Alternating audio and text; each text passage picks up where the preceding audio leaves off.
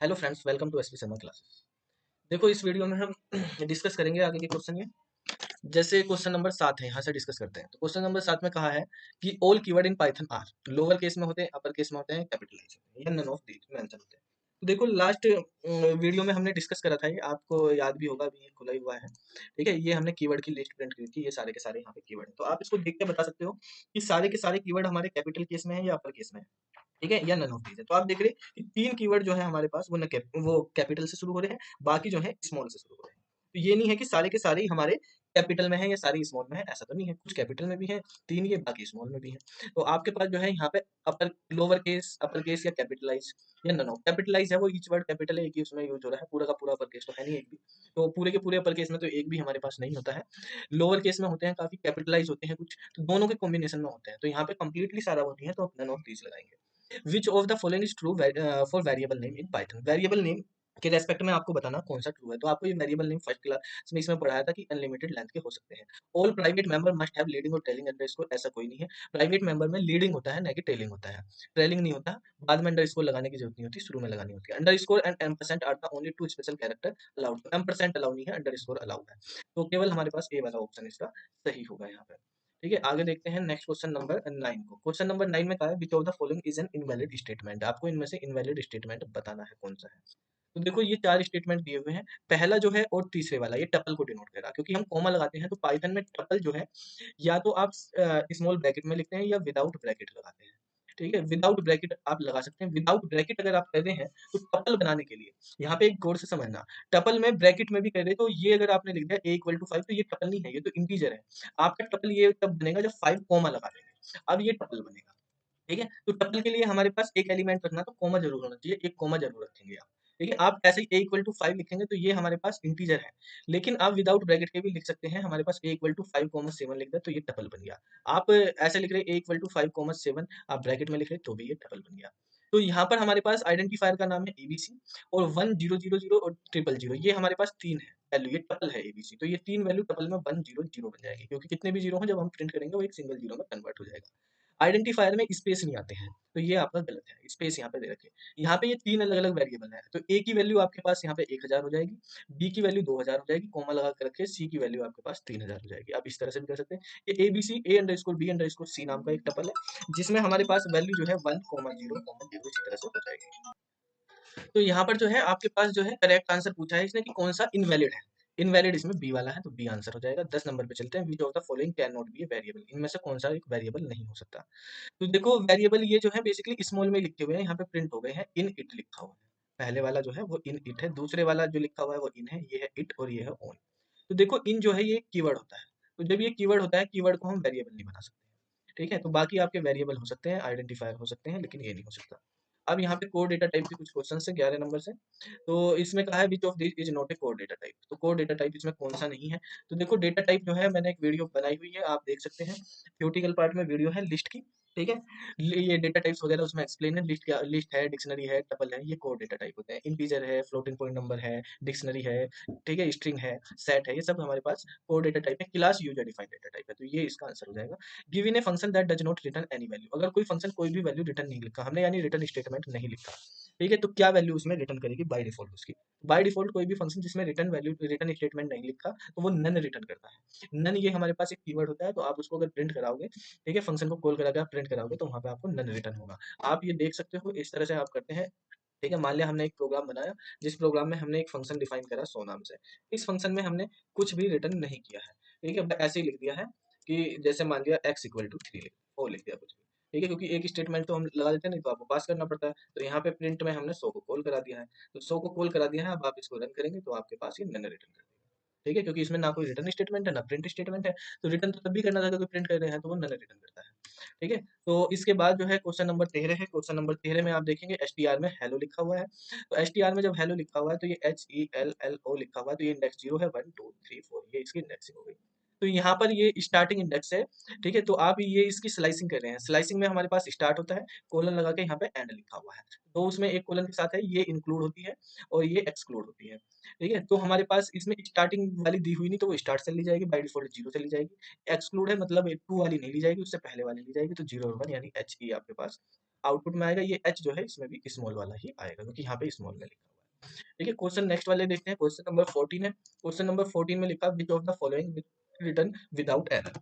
ठीक है, इनमें से कौन से में एरर नहीं है। तो आप देखेंगे जो राउंड फंक्शन होता है, राउंड फंक्शन में हमारे पास या तो सिंगल पैरामीटर होता है, कोई वेरिएबल होता है, या हमारे पास नंबर के साथ कितने डिजिट हमें राउंड करनी होती है। बाय डिफॉल्ट डी की वैल्यू यहाँ पे 0 ली जाती है। आप या तो आप डी की वैल्यू बताओ, तो देखो यहाँ पर ये राउंड करेगा तो ये बाय डिफॉल्ट 0 तक राउंड करेगा, ये 46 बन जाएगा। ठीक है, इसमें फ्लोटिंग पॉइंट नहीं आते, सिंगल पैरामीटर में लगते हैं। 3 पैरामीटर हो नहीं सकते इसमें। ठीक है, खाली भी नहीं छोड़ सकते, 3 भी नहीं हो सकते, तो ये ए वाला ही इसमें सही है। ठीक है, 14 नंबर का। 15 नंबर क्वेश्चन में देखते हैं what is the return type of function ID. Function ID का रिटर्न टाइप जो होता है वो हमारे पास इंट होता है। किसी भी फंक्शन के बारे में अगर आपको पता करना है कि वो फंक्शन किस तरह से काम करता है, कैसे करता है, तो आप हेल्प के अकॉर्डिंग उस फंक्शन में लिख सकते हो। जैसे आपने लिखा हेल्प, आईडी लिखा, तो आईडी के बारे में आपको पास पता चल जाएगा ये आईडी फंक्शन किस तरह से काम करता है। ऐसे ही आपने हेल्प में मान लिया प्रिंट लिखा है, तो प्रिंट फंक्शन का क्या काम है इसकी हेल्प बता दी, तो ये प्रिंट करता है कितने पैरामीटर होते हैं। ठीक है, तो एक पैरामीटर ये जो है वैल्यू वाला हमारे पास जरूरी है। ठीक है, बाकी पैरामीटर जो है आपके पास वे ऑप्शनल होते हैं यहाँ पे, तो इस तरह से हम इसको यूज करते हैं। चलो नेक्स्ट क्वेश्चन देखते हैं, क्वेश्चन नंबर 16 पे। 16 नंबर क्वेश्चन में कहा है in Python we do not specify type, it is directly interpreted by the compiler, so consider the following operation to be perform. हमने x इक्वल टू लिखा 13 question mark 2। तो आपको यहाँ पे एक क्वेश्चन मार्क है, इसके बारे में बताना है यहाँ पे कौन सा ऑपरेटर आना चाहिए कि x की वैल्यू इंटीजर में आए। ठीक है, तो आप अगर यहाँ पे फ्लो डिवीजन करते हैं, फ्लो डिवीजन में अगर एक इंटीजर वैल्यू को दूसरी इंटीजर वैल्यू से फ्लो डिवीजन करेंगे तो आंसर इंटीजर में ही आता है। तो ये हमारे पास सही है पहले वाला। ठीक है, तो फर्स्ट वाला ऑप्शन आपका करेक्ट हो जाएगा। दूसरे वाले में जब इंट फंक्शन है तो इंट फंक्शन जो है इंटीजर वैल्यू देता है, ये तो फ्लोट में आएगा, लेकिन ये इंट में कन्वर्ट कर देगा उसको। और फ्लोट डिवीजन भी जब एक इंटीजर वैल्यू को दूसरे इंटीजर वैल्यू से हम डिवाइड करते हैं तो फ्लोट डिवीजन भी आपके पास इंटीजर वैल्यू रिटर्न करता है। तो ये सारे सही है, all of the mention. What error अगर व्हेन यू एग्जीक्यूट, जब इसको एग्जीक्यूट करेंगे तो कौन सी एरर आएगी। तो देखो एप्पल और मैंगो दोनों के दोनों यहाँ पे एक वेरिएबल की तरह काम कर रहे हैं, लेकिन एप्पल को तो आपने मैंगो के इक्वल टू डिफाइन करा है, लेकिन मैंगो की क्या वैल्यू है। मैंगो एक वेरिएबल बन रहा है, आपको इसको करना पड़ेगा एप्पल इक्वल टू मैंगो, ऐसे स्ट्रिंग बना के आप लिख सकते हो, तब तो ये चल जाएगा। लेकिन अब ये मैंगो को वेरिएबल मान रहा है, तो वेरिएबल आपने डिफाइन नहीं किया, जब डिफाइन नहीं किया तो आपके पास नेम एरर आ जाएगी। ठीक है, तो इसका आंसर नेम एरर हो जाएगा। इसके बाद यहाँ पे कहा है 18 नंबर क्वेश्चन में carefully observe the code and give answer. ठीक है, इस कोड को ऑब्जर्व करना है आपको और आंसर देना है आपके पास क्या होगा इसका। तो यहाँ पे लिखा है डेफ एग्जाम्पल ए, तो a equal to a plus two लिखा, a equal to a into two लिखा, एक फंक्शन बनाया है एग्जाम्पल नाम का। ठीक है, जिसमें हमारे पास यहाँ पे जब इसको एग्जीक्यूट कॉल करिए एग्जाम्पल को, तो हमने हेलो पास करा है इसमें। तो जब हमने कॉल करी हेलो पास करा, तो यहाँ पर आपके पास प्लस टू हमने कर दिया उसमें, तो कॉन्कैटिनेट हो गया स्ट्रिंग का, तो ये हो गया हेलो। ठीक है, 2 बन गया है, हेलो 2 बन गया। अब अगर किसी स्ट्रिंग को मल्टीप्लाई करते हैं किसी इंटीजर वैल्यू से, तो वो स्ट्रिंग का रिपीटेशन कर देती है, तो हेलो 2 हो गया। अब ये रिटर्न ए लिखा है, तो देखो ये रिटर्न इंडेंटेशन देखेंगे तो रिटर्न बाहर लिख रहा है, तो ये आपका गलत हो जाएगा, यहाँ पे इंडेंटेशन एरर आ जाएगी। अगर ये रिटर्न भी इसमें आगे करके हम लिखते हैं तो आपके पास हेलो टू आंसर आता है, अभी इसमें इंडेंटेशन एरर आ जाएगी। अब यहाँ पे पूछा ये किस टाइप का डेटा टाइप है, 19 नंबर पे। तो आप यहाँ पे देख रहे हैं कि ये हमारे पास जो स्क्वायर ब्रैकेट लगते हैं, स्क्वायर ब्रैकेट वाले जो होते हैं हमारे पास लिस्ट होती है, तो ये लिस्ट टाइप का डेटा टाइप है, तो इसका आंसर हमारे पास लिस्ट हो जाएगा। इसके बाद क्वेश्चन नंबर 20 है। इसमें कहा है in order to store value in term of key and value, key and value के पेयर में हम कहाँ पे स्टोर करते हैं डेटा को, तो डिक्शनरी जो होती है, डिक्शनरी की वैल्यू के पेयर में डेटा को स्टोर करती है, तो इसका जो आंसर होगा वो डिक्शनरी डेटा टाइप होगा। ठीक है, तो ये जो है हमारे पास क्वेश्चन थे, बाकी क्वेश्चन फिर हम अगले वीडियो में आपके साथ डिस्कस करेंगे, तब तक के लिए bye. Hello friends, welcome to SP Sharma classes. देखो चलो आज इस वीडियो में डिस्कस करेंगे यहाँ पे 21 नंबर से क्वेश्चन, इस क्लास 20 तक हमने कर लिए थे लास्ट क्लास में, तो 21 नंबर जो क्वेश्चन है, इस क्वेश्चन में आप देखेंगे, सबसे पहले ये शुरू कर लेते हैं।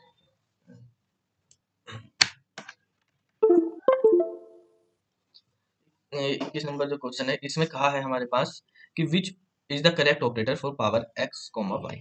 तो पावर एक्स कोमा वाई के लिए हमें करेक्ट ऑपरेटर बताना है। तो देखो ये पावर एक्स कोमा वाई जो ऑपरेटर है, पावर ऑपरेटर दो तरह से यूज होता है हमारा। जो ये पावर ऑपरेटर है, एक तो होता है इसमें दो पैरामीटर, तो दो पैरामीटर इसका मतलब है एक्स की पावर वाई, और पाइथन में एक्स की पावर वाई को अगर मैथमेटिकल ऑपरेटर से देखा जाए, मैथमेटिक, तो एक्स और डबल स्टार वाई लिखते हैं, एक्सपोनेंशियल बोलते हैं इसको। तो एक्सपोनेंशियल जो है ये वाला ऑपरेटर यहाँ पे यूज करा जाता है, तो ये बी वाले ऑप्शन में दिया हुआ है। अगर पावर में दो पैरामीटर, अगर पावर में हमारे पास तीन पैरामीटर होते हैं, एक्स वाई और जेड अगर मैं कर दूं, तो इसका मतलब होता है एक्स की पावर वाई को रिमाइंडर करना है मॉडुलस ऑपरेटर जेड के साथ, यानी इसको हम ऐसे लिख सकते हैं एक्स एक्सपोनेंशियल वाई और फिर रिमाइंडर जेड। तो पावर जो है तीन उससे भी चलता है, ठीक है, कि हम तीन पैरामीटर भी दे सकते हैं, दो पैरामीटर भी दे सकते हैं, तो पावर मेथड इस तरह से यूज होता है। 22 नंबर क्वेश्चन में which one of this is a flow division. Flow division के लिए हम डबल स्लैश का यूज करते हैं। ये जो है नॉर्मल डिवीजन है, इसमें क्वोशेंट वगैरह हमें मिलता है, वो मिलता है, पूरा डिवीजन करता है। ये फ्लो डिवीजन है, क्वोशेंट देता है, रिमाइंडर है, मॉडुलस ऑपरेटर। उसके बाद 23 नंबर क्वेश्चन है, उसमें कहा what is the order of precedence in Python. तो यहाँ पे दे रखे हैं पैरेंथेसिस है, फिर एक्सपोनेंशियल है, ठीक है, और उसके बाद आप देखेंगे, उसके बाद मल्टीप्लिकेशन है, डिवीजन है, एडिशन है, सब्ट्रैक्शन है। तो आप जानते होंगे कि सबसे पहले जो प्रेसिडेंस होता है वो हमारे पास पैरेंथेसिस का ही होता है, यानी जो हमारे पास पहले ऑप्शन में दिया हुआ है, फर्स्ट ऑप्शन में इसमें दिया हुआ है, पहले ऑप्शन में है पैरेंथेसिस, ठीक है, और दूसरे ऑप्शन में दिया हुआ है एक्सपोनेंशियल। तो आपको पता होगा पैरेंथेसिस जो है उसकी प्रायोरिटी सबसे ऊपर होती है, तो फर्स्ट वाला ही पहला होगा, तो सेकंड और थर्ड तो आपका आंसर होगा नहीं, ठीक है। जो हमारे पास पावर होता है, पैरेंथेसिस होता है, पैरेंथेसिस के बाद पावर यानी एक्सपोनेंशियल होता है, तो फर्स्ट के बाद सेकंड, फर्स्ट के बाद सेकंड, इसमें भी है, इसमें भी है। फिर मल्टीप्लिकेशन और डिवीजन की सेम प्रायोरिटी होती है, एडिशन और सब्ट्रैक्शन की सेम प्रेसिडेंस होती है। तो थर्ड और फोर्थ यहाँ पे लिखा हुआ है। फिर आपके पास फिफ्थ और सिक्स्थ लिखा हुआ है, ठीक है, एडिशन। अब ये भी अगर हमारे पास यहाँ पे एडिशन है और सब्ट्रैक्शन है, फिफ्थ और सिक्स लिखा हुआ है, यहाँ पे सिक्स और फिफ्थ लिखा हुआ है आपके पास। तो देखो प्रीसीडेंस इन दोनों की बराबर ही होती है, लेकिन आप जो है जब इस तरह से सेम ही ऑपरेटर दे रखे तो हम सेम ऑपरेटर दे रखे तो आप किस तरह से इसमें करेंगे यहाँ पे, कि आप इसको भी कर सकते हैं, इसको भी कर सकते हैं, बाकी तो सारी चीज सेम है, तो आप प्रीफर इसी को करेंगे कि हम पहले एडिशन कर लेते हैं फिर सब्ट्रैक्शन कर लेते हैं। वैसे आपके पास ये भी होता है, ये भी होता है, कोई सा भी आप कर सकते हैं उसके बाद, ठीक है। तो क्योंकि इन दोनों की सेम प्रायोरिटी होती है, इन दोनों की सेम प्रायोरिटी होती है। What is the answer of the expression, 22 को आपने 3 से भाग करना है, रिमाइंडर बताना है। तो 22 को 3 से भाग करेंगे, रिमाइंडर आपके पास क्या बचेगा, 1 बचेगा, ठीक है, क्योंकि 3 से करेंगे 7 बार हो जाएगा 21, फिर आपके पास रिमाइंडर जो है 1 बचेगा। इसके बाद जो है क्वेश्चन नंबर 25 से 25 में कहा mathematical operations can be performed on a string state whether true और फॉल्स, कि आप मैथमेटिकल ऑपरेशन स्ट्रिंग पे भी अप्लाई कर सकते हो या नहीं, ये पूछा है, ठीक है। तो सारे ऑपरेटर आपके मैथमेटिक के स्ट्रिंग में नहीं होंगे। आप इस तरह से नहीं कर सकते कि राम माइनस के राज, ठीक है, आप इस तरह से नहीं कर सकते राम डिवाइड राज, ठीक है। तो ये आपके सही नहीं है, आप इस तरह से नहीं कर सकते, तो ये हो जाएगा हमारे पास false. Operator with the same precedence are evaluate in which manner, अगर सेम प्रेसिडेंस के ऑपरेटर आ जाते हैं तो वो हम किस मैनर में वो करते हैं, तो उनको हम लेफ्ट टू राइट करते हैं। कुछ स्पेसिफिक होते हैं कि जिनको हम, जैसे हमारे पास इक्वल टू असाइनमेंट होते हैं, असाइनमेंट ऑपरेटर है, और आपके पास एक्सपोनेंशियल ऑपरेटर है। ये ऑपरेटर जो है ये हमारे राइट टू लेफ्ट होते हैं, बाकी operator normally left to right ही चलते हैं, ठीक है। तो इसके बाद जो है what is the output of the expression, तो यहाँ पे लिखा हुआ है 3 into 1 into 3 लिखा हुआ है, ठीक है। तो आप देखो इसमें एक्सपोनेंशियल भी है और इंटू भी, एक्सपोनेंशियल की पावर ज्यादा होती है तो ये पहला होगा, प्रेसिडेंट ज्यादा है तो ये 1 हो जाएगा, 1 की पावर 3 मतलब 1, 3 into 1 करेंगे 3 आंसर आ जाएगा, तो सी वाला इसका आंसर होगा। इसके बाद आप 28 नंबर क्वेश्चन में देखेंगे which one of the following has the same precedence, इनमें से सेम किसकी है प्रेसिडेंस, तो एडिशन और सब्ट्रैक्शन की सेम प्रेसिडेंस होती है, मल्टीप्लिकेशन और डिवीजन की भी सेम प्रेसिडेंस होती है, तो दोनों की यानी बोथ एडिशन एंड सब्ट्रैक्शन की सेम है, मल्टीप्लिकेशन और डिवीजन की सेम है, ठीक है। एक्सप्रेशन दिया हुआ है इंट एक्स, तो इंट जो फंक्शन है ये क्या कर देता है, कोई भी वैल्यू है उसको इंटीजर में रिटर्न करेगा, जैसे इंट 4 लिखी तो 4 आएगा, इंट 4.5 लिख रहे हो आप तब भी आपके पास 4 ही आएगा, वैल्यू जो है इंटीजर में कन्वर्ट करके देगा, ये इंटीजर पार्ट देता है। Imply that the variable X is converted to integer, ये आपको बताना ट्रू है या फॉल्स है, तो ये बात ट्रू है, इंटीजर में कन्वर्ट कर देगा। Which one of the following has the highest precedence in the expression, इनमें से सबसे ज्यादा प्रेसिडेंस जो है पैरेंथेसिस की, पैरेंथेसिस के बाद एक्सपोनेंशियल, फिर मल्टीप्लिकेशन, फिर एडिशन, ठीक है। क्वेश्चन नंबर 31 पे आ जाते हैं हम, न्यूमेरिक टाइप के हैं ये, हमारे पास ऑपरेटर डेटा टाइप थे, अब हमारे पास न्यूमेरिक टाइप है इसमें। What is the output of 01 plus 02 equal to 03, तो इसका आउटपुट बताना है आपको क्या होगा, तो देखो ये हमारे पास फॉल्स होगा, देखने में आपको मैथमेटिकली लग रहा है कि ये ट्रू है कि भाई 0.1 प्लस 0.2 इक्वल टू 0.3 लग रहा है, तो ये तो सही होना चाहिए, लेकिन ये सही नहीं है, क्योंकि इसका अगर आप एडिशन करोगे तो ये 0.3 नहीं आएगा पाइथन में। क्यों नहीं आएगा इसको प्रैक्टिकली अभी हम समझ लेते हैं। देखो पाइथन के अंदर जब आप ये करते हैं, जैसे मैंने मान लिया a इक्वल टू 0.3 लिखा, और आप यहाँ a को प्रिंट करा रहे हैं तो 0.3 आ रहा है, आप a इक्वल टू 0.2 लिखते हैं, ठीक है, a को प्रिंट करा रहे हैं 0.2 आ रहा है, a इक्वल टू 0.1 करते हैं, ठीक है, और आप यहाँ a को प्रिंट कराते हैं तो 0.1 ही है। अब देखो मान लिया a 0.1 है और b जो है 0.2 है, b को आप प्रिंट करा रहे हैं ये आ रहा है, लेकिन आप जब a प्लस b को प्रिंट करा रहे हैं आपके पास आंसर देखो क्या, 0.3 नहीं आ रहा, 0.30000004 इस तरह से आ रहा है, ठीक है। तो मतलब आप 0.1 प्लस 0.2 कर रहे हैं तो आपके पास आंसर ये आ रहा है, ना कि 0.3। अब ये आंसर और 0.3 इक्वल तो है नहीं, ये बेसिकली क्यों हो रहा है, क्योंकि फ्लोटिंग पॉइंट में कुछ वैल्यूज को जो है पाइथन, ठीक है, तो वो पूरा देखता है, बिल्कुल एक्सपोनेंशियल की पावर में लिखता है, ठीक है। तो ये मशीन पे डिपेंड करता है कि बाइनरी में जो फ्लोटिंग पॉइंट के कुछ रूल होते हैं जिनको बोला जाता है IEEE स्टैंडर्ड, IEEE 754 स्टैंडर्ड बोला जाता है, ठीक है। ये जो है हमारे पास सिंगल प्रीसिजन फॉर्मेट में भी होते हैं, सिंगल प्रीसिजन फॉर्मेट में ये जो है हमारे पास 32 बिट के होते हैं, यानी आपको नंबर 32 बिट में लिखना है। एक हमारे पास डबल प्रिसिशन फॉर्मेट होते हैं, तो डबल प्रिसिशन में नंबर जो है 64 बिट में लिखा जाता है। तो जब हम नंबर को इतने बड़े उसमें लिखेंगे तो वहां पे लिखने पे बेसिकली नॉर्मल जब 2 डिजिट में सिंगल डिजिट में लिख रहे हैं तो सही है, लेकिन ये बाद में लगातार करने पे इस तरह की वैल्यू आ जाती है, ठीक है, इन फॉर्मेट में करने पे। तो इस वजह से हमारे पास आंसर जो है ये जो है कुछ अलग देता है इन फॉर्मेट की वजह से। ये फॉर्मेट डिजिटल इलेक्ट्रॉनिक्स होता है, सब्जेक्ट वहाँ पे डिटेल में पढ़े जाते हैं कि किस तरह से हमारे पास होते हैं। तो ये फ्लोटिंग पॉइंट के फॉर्मेट होते हैं, फ्लोटिंग पॉइंट फॉर्मेट, ठीक है। तो फ्लोटिंग पॉइंट में हम इनको यूज करते हैं। अब आपको देखो जैसे यहाँ पे अब क्वेश्चन में आ गया कि आप कितने कुछ स्पेशल नंबर होते हैं, जैसे आप 0.1 प्लस 0.3 करेंगे तो आपके पास सही आ रहा है, ठीक है। लेकिन आप जैसे 0.2 प्लस 0.3 करेंगे तो भी आपके पास सही आ रहा है वैल्यू, ठीक है। तो आपके पास बेसिकली 0.1 और 0.2 में प्रॉब्लम आ रही है। आप 0.4 करते हैं तो भी आपके पास सही आ रही है वैल्यू, इस तरह की आप वैल्यू निकल रही।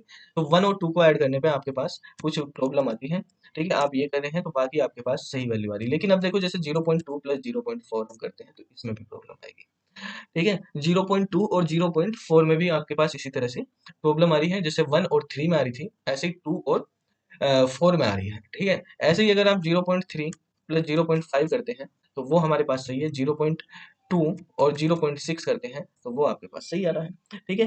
तो ये हमारे पास कुछ स्पेशल केसेस होते हैं जिन पे इस तरह की प्रॉब्लम आती है। ये हमारे पास बेसिकली नॉर्मली मैथमेटिकल से एक्सेप्शनल होते हैं। तो आप इन केसेस को, जैसे ये वाला केसेस है 1 और 2 और 4 वाले केसेस को, इसको स्पेशली आप याद रखेंगे कि इन पे करके 0.3 नहीं आता आउटपुट, हमारे पास आउटपुट इस तरह से आता है। तो ये 0.3 के इक्विवेलेंट नहीं होंगे। तो आपके पास जो है, अगर हम अब चेक करेंगे कि भाई बताओ कि हमारे पास 0.1 और 0.1 प्लस 0.2 इक्वल टू है क्या 0.3 के, तो नहीं है, फॉल्स आ जाएगा, ठीक है। तो इस तरह से हमारे पास ये क्वेश्चन आप कर सकते हैं। तो इसका आंसर जो है आपके पास बी होगा। 32 नंबर है, विच of the following is not a complex number. तो इनमें से कौन सा कॉम्प्लेक्स नंबर नहीं है। तो कॉम्प्लेक्स नंबर आपको पढ़ाई थी कि कॉम्प्लेक्स नंबर हमारे इस फॉर्मेट में लिखे जाते हैं, ए प्लस बी जे। जे के साथ जो नंबर होगा वो बाद में ही लिखा जाएगा, जे सेकंड पे लिखा जाएगा, पहले ए वाला लिखा जाएगा। जैसे हम लिख देते हैं कि 5 + 6, 3 + 4 जे, ठीक है। इनका जो आउटपुट आएगा, आउटपुट ऐसे ही आएगा 5 + 6 जे, ठीक है, 3 + 4 जे। अगर आप ऐसे भी लिख देते हो कि 4 j + 3, तो लेकिन आउटपुट आपका 3 + 4 जे ही आएगा।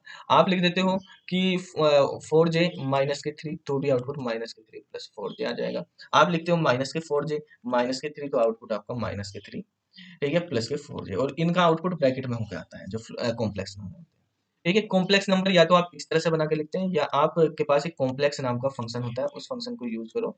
तो ये हमारे पास पहला आर्गुमेंट ए होता है, दूसरा आर्गुमेंट बी होता है, तो ये 2 + 3 आपके पास output देगा, ठीक है। तो ये 2 + 3 जे है, ये टू कॉम्प्लेक्स में 2, 3 है, तो ये दोनों सेम ही है, ये 2 + 3 जे, ये भी सेम है, तो ये तीनों सही है। लेकिन यहाँ पे आई लिखना, आई नहीं होना चाहिए, जे होना चाहिए, ठीक है। तो कॉम्प्लेक्स नंबर में आई नहीं होता, तो ये हमारा गलत है, ये आपके पास आंसर हो जाएगा, ठीक है। तो इस तरह से हमारे पास होते हैं। What is the type of the function int. Int function का टाइप क्या होता है।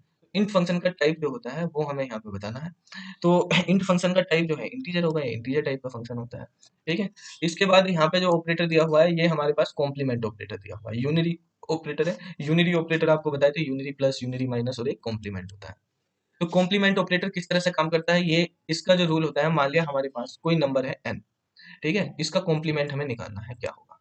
तो complement of n equal to होता है हमारे पास n माइनस के 1, ठीक है, n माइनस के 1 कर दो, या तो या माइनस के n+1, ये दो हमारे पास वैल्यू होती है। ये कब होता है, इफ n इज नेगेटिव, अगर n की वैल्यू नेगेटिव, और ये होता है इफ n इज, अगर n की वैल्यू। तो देखो जैसे अगर मुझको कॉम्प्लीमेंट निकालना 5 का, तो ये कॉम्प्लीमेंट का साइन होता है, 5 का कॉम्प्लीमेंट करेंगे आप।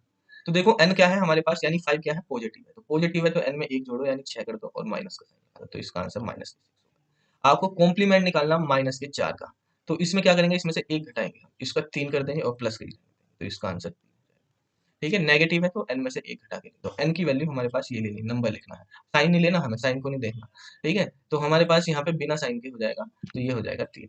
अब जैसे यहाँ पर है हमारे पास, इस क्वेश्चन में देखो कॉम्प्लीमेंट ऑफ 4 है, तो 4 पॉजिटिव है, तो पॉजिटिव है तो हमें क्या करना पड़ेगा, पॉजिटिव है तो इसमें से इसमें 1 जोड़ेंगे हम।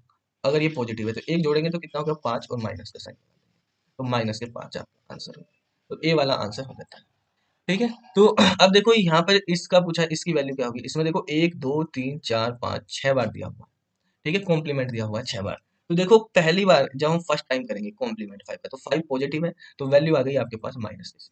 अब आपको दोबारा -6 का कॉम्प्लीमेंट करना है, जो इसका रिजल्ट आएगा उसका कॉम्प्लीमेंट फिर करेंगे, तो -6 का कॉम्प्लीमेंट 5 बन जाएगा, क्योंकि पॉजिटिव ये नेगेटिव है तो एक कम करके लिखेंगे पॉजिटिव में।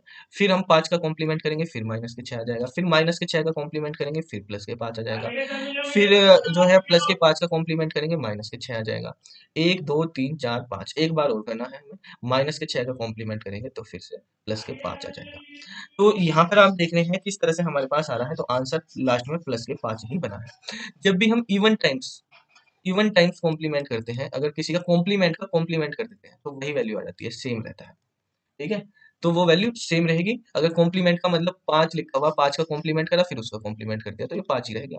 तो इवन टाइम्स करेंगे तो वही रहेगी, ओड टाइम करेंगे तो इस तरह से आपके पास आएगी, जो ये है ओड टाइम करने पर अगर एक से ज्यादा बात करें, तो ये हमारे पास यही आंसर आ जाएगा। इसके बाद देखो अगला क्वेश्चन है, विच of the following is incorrect, इनमें से कौन सा इनकरेक्ट है। तो देखो आप इस तरह से भी नंबर लिख सकते हो, एक्स की वैल्यू 0 b का मतलब बाइनरी वैल्यू, ठीक है, तो ये बाइनरी वैल्यू है, 101 1 और 0 ही होते हैं बाइनरी में, सही है। 0x का मतलब हेक्साडेसिमल है, हेक्साडेसिमल में इसमें तो 0 और 1 दो नंबर ही होते हैं, इसमें 0 से लेकर 9 तक होते हैं, फिर हमारे a से लेकर f तक के होते हैं, तो ये भी सही है हमारे पास। ये नॉर्मल डेसिमल नंबर है, इसमें 0 से 9 तक के होते हैं, ये हमारे पास बाइनरी नंबर है, ये हमारे पास हेक्सा नंबर है, और ये हमारे पास जो नॉर्मली लिखा जाता है वो हमारे पास डेसिमल नंबर होता है। जिस नंबर के आगे 0 लगा दी जाती है वो ऑक्टल नंबर होते हैं, 0 से जो शुरू होते हैं, ठीक है, तो 0x से नहीं हो रहे यहाँ पे, खाली 0 से शुरू हो रहे हैं, ठीक है, तो 0 से शुरू होने वाले हमारे ऑक्टल नंबर होते हैं, और ऑक्टल नंबर में डिजिट 0 से 7 तक ही आती है, लेकिन यहाँ पे 9 भी आ रहा है, तो 9 तो ऑक्टल में होता नहीं, तो ये आपको गलत लिखा होगा, तो ये इनकरेक्ट है, डी वाला आंसर आपका हो जाएगा। इसके बाद आप देखो क्वेश्चन नंबर 37, इसमें कहा what is the result of CMP function. CMP function होता है कंपेयर नाम का फंक्शन। तो ये फंक्शन हमारे पास क्या करता है, अगर दो वैल्यू देते हैं हम इसमें, तो एक अगर हमारे पास a बड़ा होता है 20 है तो ये रिटर्न करता है 1, अगर a छोटा होता है 20 है तो ये रिटर्न करता है -1, अगर पहली वैल्यू दूसरे से बड़ी है तो +1, अगर छोटी है तो -1, और अगर दोनों वैल्यू बराबर है तो आपके पास आंसर 0 आता है। ठीक है, तो अब यहाँ पर आप देखेंगे तो हमारे पास यहाँ पर क्या है, पहले वाली वैल्यू बड़ी है दूसरे वाली से, तो पॉजिटिव बना जाएगा आपके पास आंसर। ठीक है, इसके बाद यहाँ पे विच of the following is incorrect, इनमें से कौन सा इनकरेक्ट है। तो देखो आई एन एफ जो होता है, आई एन एफ जो हम लिखते हैं इसका मतलब होता है इन्फिनिटी, ठीक है, तो इन्फिनिटी आपके पास पॉजिटिव और नेगेटिव दोनों इन्फिनिटी होते हैं। एन ए एन जो लिखा हुआ है, ये एन ए एन जो होता है इसका मतलब होता है नॉट ए नंबर, ठीक है, तो इनको अगर आप देखेंगे प्रैक्टिकली, अगर हम इनको समझें तो आप यहाँ पे देख सकते हो कि अगर मैं नॉर्मल में आई एन एफ लिखूंगा, ऐसे आपने सिंगल कोट नहीं लिखा, तो ये आपको वेरिएबल की तरह चलेगा, वैल्यू नहीं है ये, तो ये कहेगा वेरिएबल, तो डिफाइन ही नहीं है भाई। लेकिन आप सिंगल कोट में करेंगे तो ये वैल्यू है, क्या वैल्यू है, ये इन्फिनिटी लिखा हुआ है, इन्फिनिटी वैल्यू है, तो इन्फिनिटी आपके पास आंसर आ जाएगा। एन ए एन हमारे पास एक वैल्यू है, क्या वैल्यू है, इन्फिनिटी की वैल्यू, वो नोट ए नंबर है, ठीक है, तो ये जो हमारे पास इस तरह से यूज होता है आई एन एफ और एन ए एन, इनका समझ में आया इनका यूज क्या है।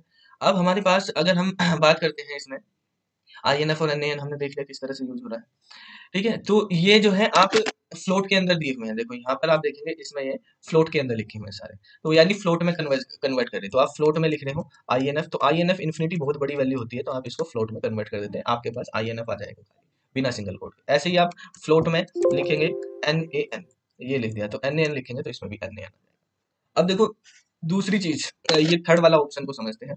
थर्ड वाले ऑप्शन में लिखा 56 प्लस के 78, तो 56 हमारे पास है, तो 56 को और 78 को करेंगे तो 5 6 7 8 हो जाएगा, दो स्ट्रिंग है कॉन्केटेनेट हो रही है, तो दो स्ट्रिंग में कॉन्केटेनेट हो गई, ये वाली वैल्यू आ जाएगी। इसको जब हम फ्लोट में कन्वर्ट करेंगे तो ये फ्लोट में कन्वर्ट होकर 5 6 7 8, और फ्लोट में पॉइंट 0 भी आ जाता है, तो इस तरह से हमारे पास आउटपुट आएगा। देखो जब हम इसको करेंगे तो इस तरह से आपने लिखा फ्लोट, आप नॉर्मली भी देख लो कि भाई हमारे पास एक स्ट्रिंग है 56 और प्लस के स्ट्रिंग में 78 लिखा हुआ है, तो आपके पास 5 6 7 8, ये अगर बिना सिंगल कोड के आप लिखते तो नंबर होते हैं 134 का, बाद आप सिंगल कोड लगा रहे हैं तो ये स्ट्रिंग बन गई। अब हम इसको फ्लोट में कन्वर्ट कर रहे हैं, तो 56 प्लस के 78, तो ये 5678.0 हो जाएगा।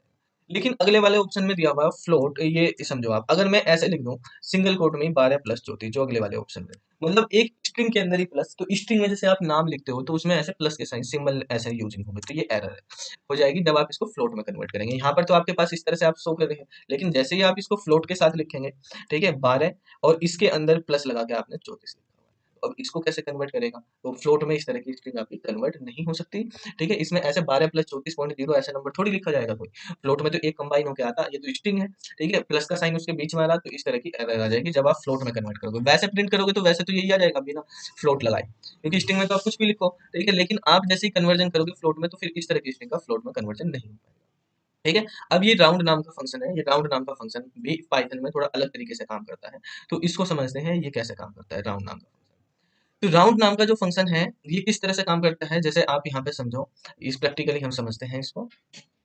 तो जैसे मान लिया आपने यहाँ पे लिखा है राउंड 0.5, तो देखो क्या होगा, पहले ये समझ लो 0.6 है। राउंड का मतलब क्या होता है, जब आप कोई भी पैरामीटर, राउंड दो तरीके से यूज होता है, एक तो राउंड सिंगल पैरामीटर में होता है, कोई एक ही पैरामीटर लिख दो, और एक राउंड जो है दो पैरामीटर के साथ होता है। जब ये सिंगल पैरामीटर होता है इसका मतलब होता है राउंड a, 0, यानी आपको पॉइंट के बाद कोई डिजिट नहीं शो करेगी।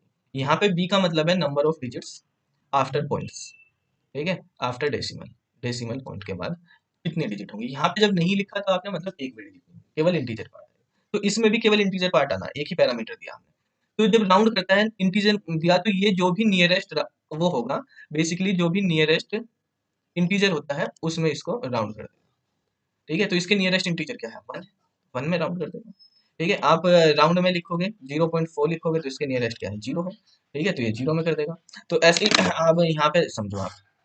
ठीक है, यहाँ पे हम समझते हैं 0.6 करा तो 1 आ गया। राउंड में आप 0.4 करोगे तो क्या आएगा आपके पास, 0 आएगा। राउंड में बताओ आप, अगर मैं लिखूं 0.51 तो क्या आएगा, तो 51, तो 51 दूरी है 0 से, और 49 है 1 से, तो 1 से कम है, नियरेस्ट 1 है, 1 हो जाएगा। अगर आप लिखोगे राउंड 0.4, ठीक है 9, तो आपके पास 0 की तरफ चला जाएगा। लेकिन अगर मैंने यहाँ पे लिख दिया राउंड 0.5, तो अब किधर जाएगा, तो दोनों साइड बराबर ही है भाई, 0 की साइड भी उतना ही है, 1 की साइड भी उतना ही है।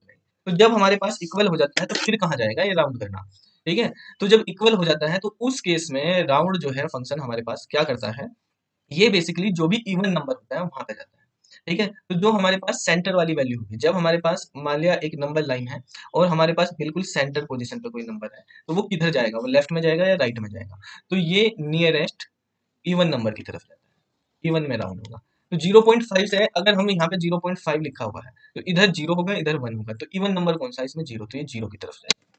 ठीक है, तो अब ये हमारे पास हो गया 0 की तरफ, तो इसका आंसर हो जाएगा 0। ऐसे ही आप राउंड करेंगे 1.5 करेंगे, तो ये एक तरफ 1 है एक तरफ 2 है, तो ये 2 की तरफ जाएगा, 2 इवन वाले की तरफ जाएगा। आप 2.5 करेंगे तो ये भी 2 की तरफ जाएगा। आप 3.5 करेंगे तो ये भी हमारे पास 4 की तरफ जाएगा। ठीक है, आप 4.5 करेंगे तो ये भी 4 की तरफ जाएगा। सेम चीज नेगेटिव में आप कह लो कि आपने राउंड करा माइनस के 0.5, तो माइनस के 1 तो और है, माइनस 0 हमारे पास इवन है तो 0 की तरफ आ गया। राउंड करा आपने माइनस के 1.5, तो एक तरफ 1 है माइनस के 1, एक तरफ माइनस के 2 है तो माइनस के 2 की तरफ चला गया। तो आप देखो जो ये वाला ऑप्शन दिया हुआ है आपके पास क्वेश्चन में, आपके पास जो दिया हुआ है क्वेश्चन को हम समझते हैं इस वाले में। 39 नंबर क्वेश्चन है, तो 39 नंबर क्वेश्चन में आप देख रहे हैं यहाँ पे एक लिखा हुआ है राउंड 0.5, राउंड 0.5 कहाँ जाएगा, 0 में। राउंड माइनस के 0.5, ये भी 0 होगा, 0 में से माइनस 0 करेंगे तो क्या आएगा आंसर, 0 आएगा। ठीक है, तो आंसर जो है खाली 0 आएगा ना कि 0.5, क्योंकि राउंड में पॉइंट के बाद तो आएगा नहीं डेसिमल, तो यहाँ पे हम नन ऑफ द मेंशन करेंगे, क्योंकि आंसर ओनली 0 आएगा ना कि 0.0। ठीक है, तो ये हमारे पास डी वाला आंसर हो जाएगा। व्हाट डज 3 एक्स और 4, ये एक्स और का ऑपरेटर है। ठीक है, जो ये वाला ऑपरेटर होता है ये हमारा एक्स और का ऑपरेटर होता है। एक्स और हमारे पास जो होता है वो हमारे पास बिटवाइज ऑपरेटर होता है। तो बिटवाइज ऑपरेटर जब आप यूज करते हैं बाइनरी होता है ये।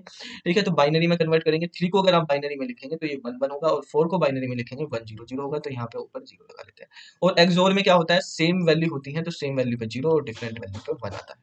तो सेम पे 0 डिफरेंट पे 1, तो ये डिफरेंट है 1, ये डिफरेंट है 1, ये हमारे पास डिफरेंट है 1, तो ये हमारे पास हो गया है। तो आपके पास आंसर बन गया है 7। वापिस से डेसिमल में करेंगे, 111 क्या होता है, 7 के इक्विवेलेंट होता है। तो एबीसी में तो कोई आंसर है नहीं, हम देख लेते हैं 7 डी के अंदर है क्या, तो डी में दिया हुआ है आपके पास 7, तो आपके पास डी वाला ऑप्शन करेक्ट हो जाएगा।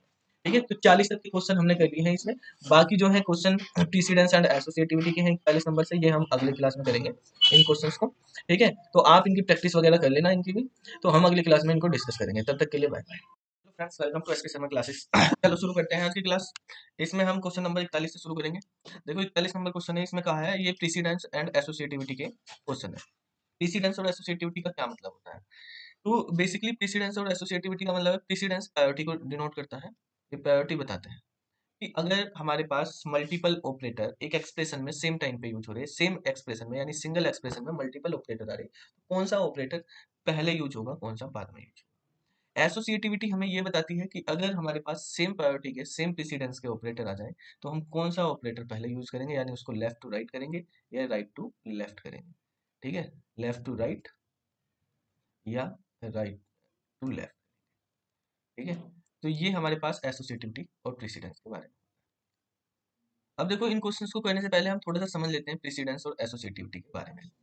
ठीक है, कि क्या हमारे पास प्रेसिडेंस होता है, क्या एसोसिएटिविटी है हमारे पास ऑपरेटर्स की।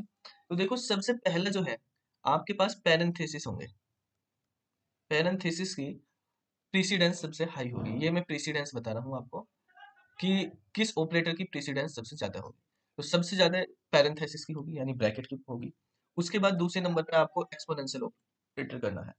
ठीक है, ये ऑपरेटर होता है आपका एक्सपोनेंशियल। ठीक है, एक्सपोनेंशियल ऑपरेटर करना। तीसरा नंबर जो होता है वो आपके पास यूनरी ऑपरेटर होता है। यूनरी ऑपरेटर मतलब हमारे पास कॉम्प्लीमेंट हो गया, यूनरी प्लस हो गया, यूनरी माइनस, इन तीनों की सेम प्रेसिडेंस होती है।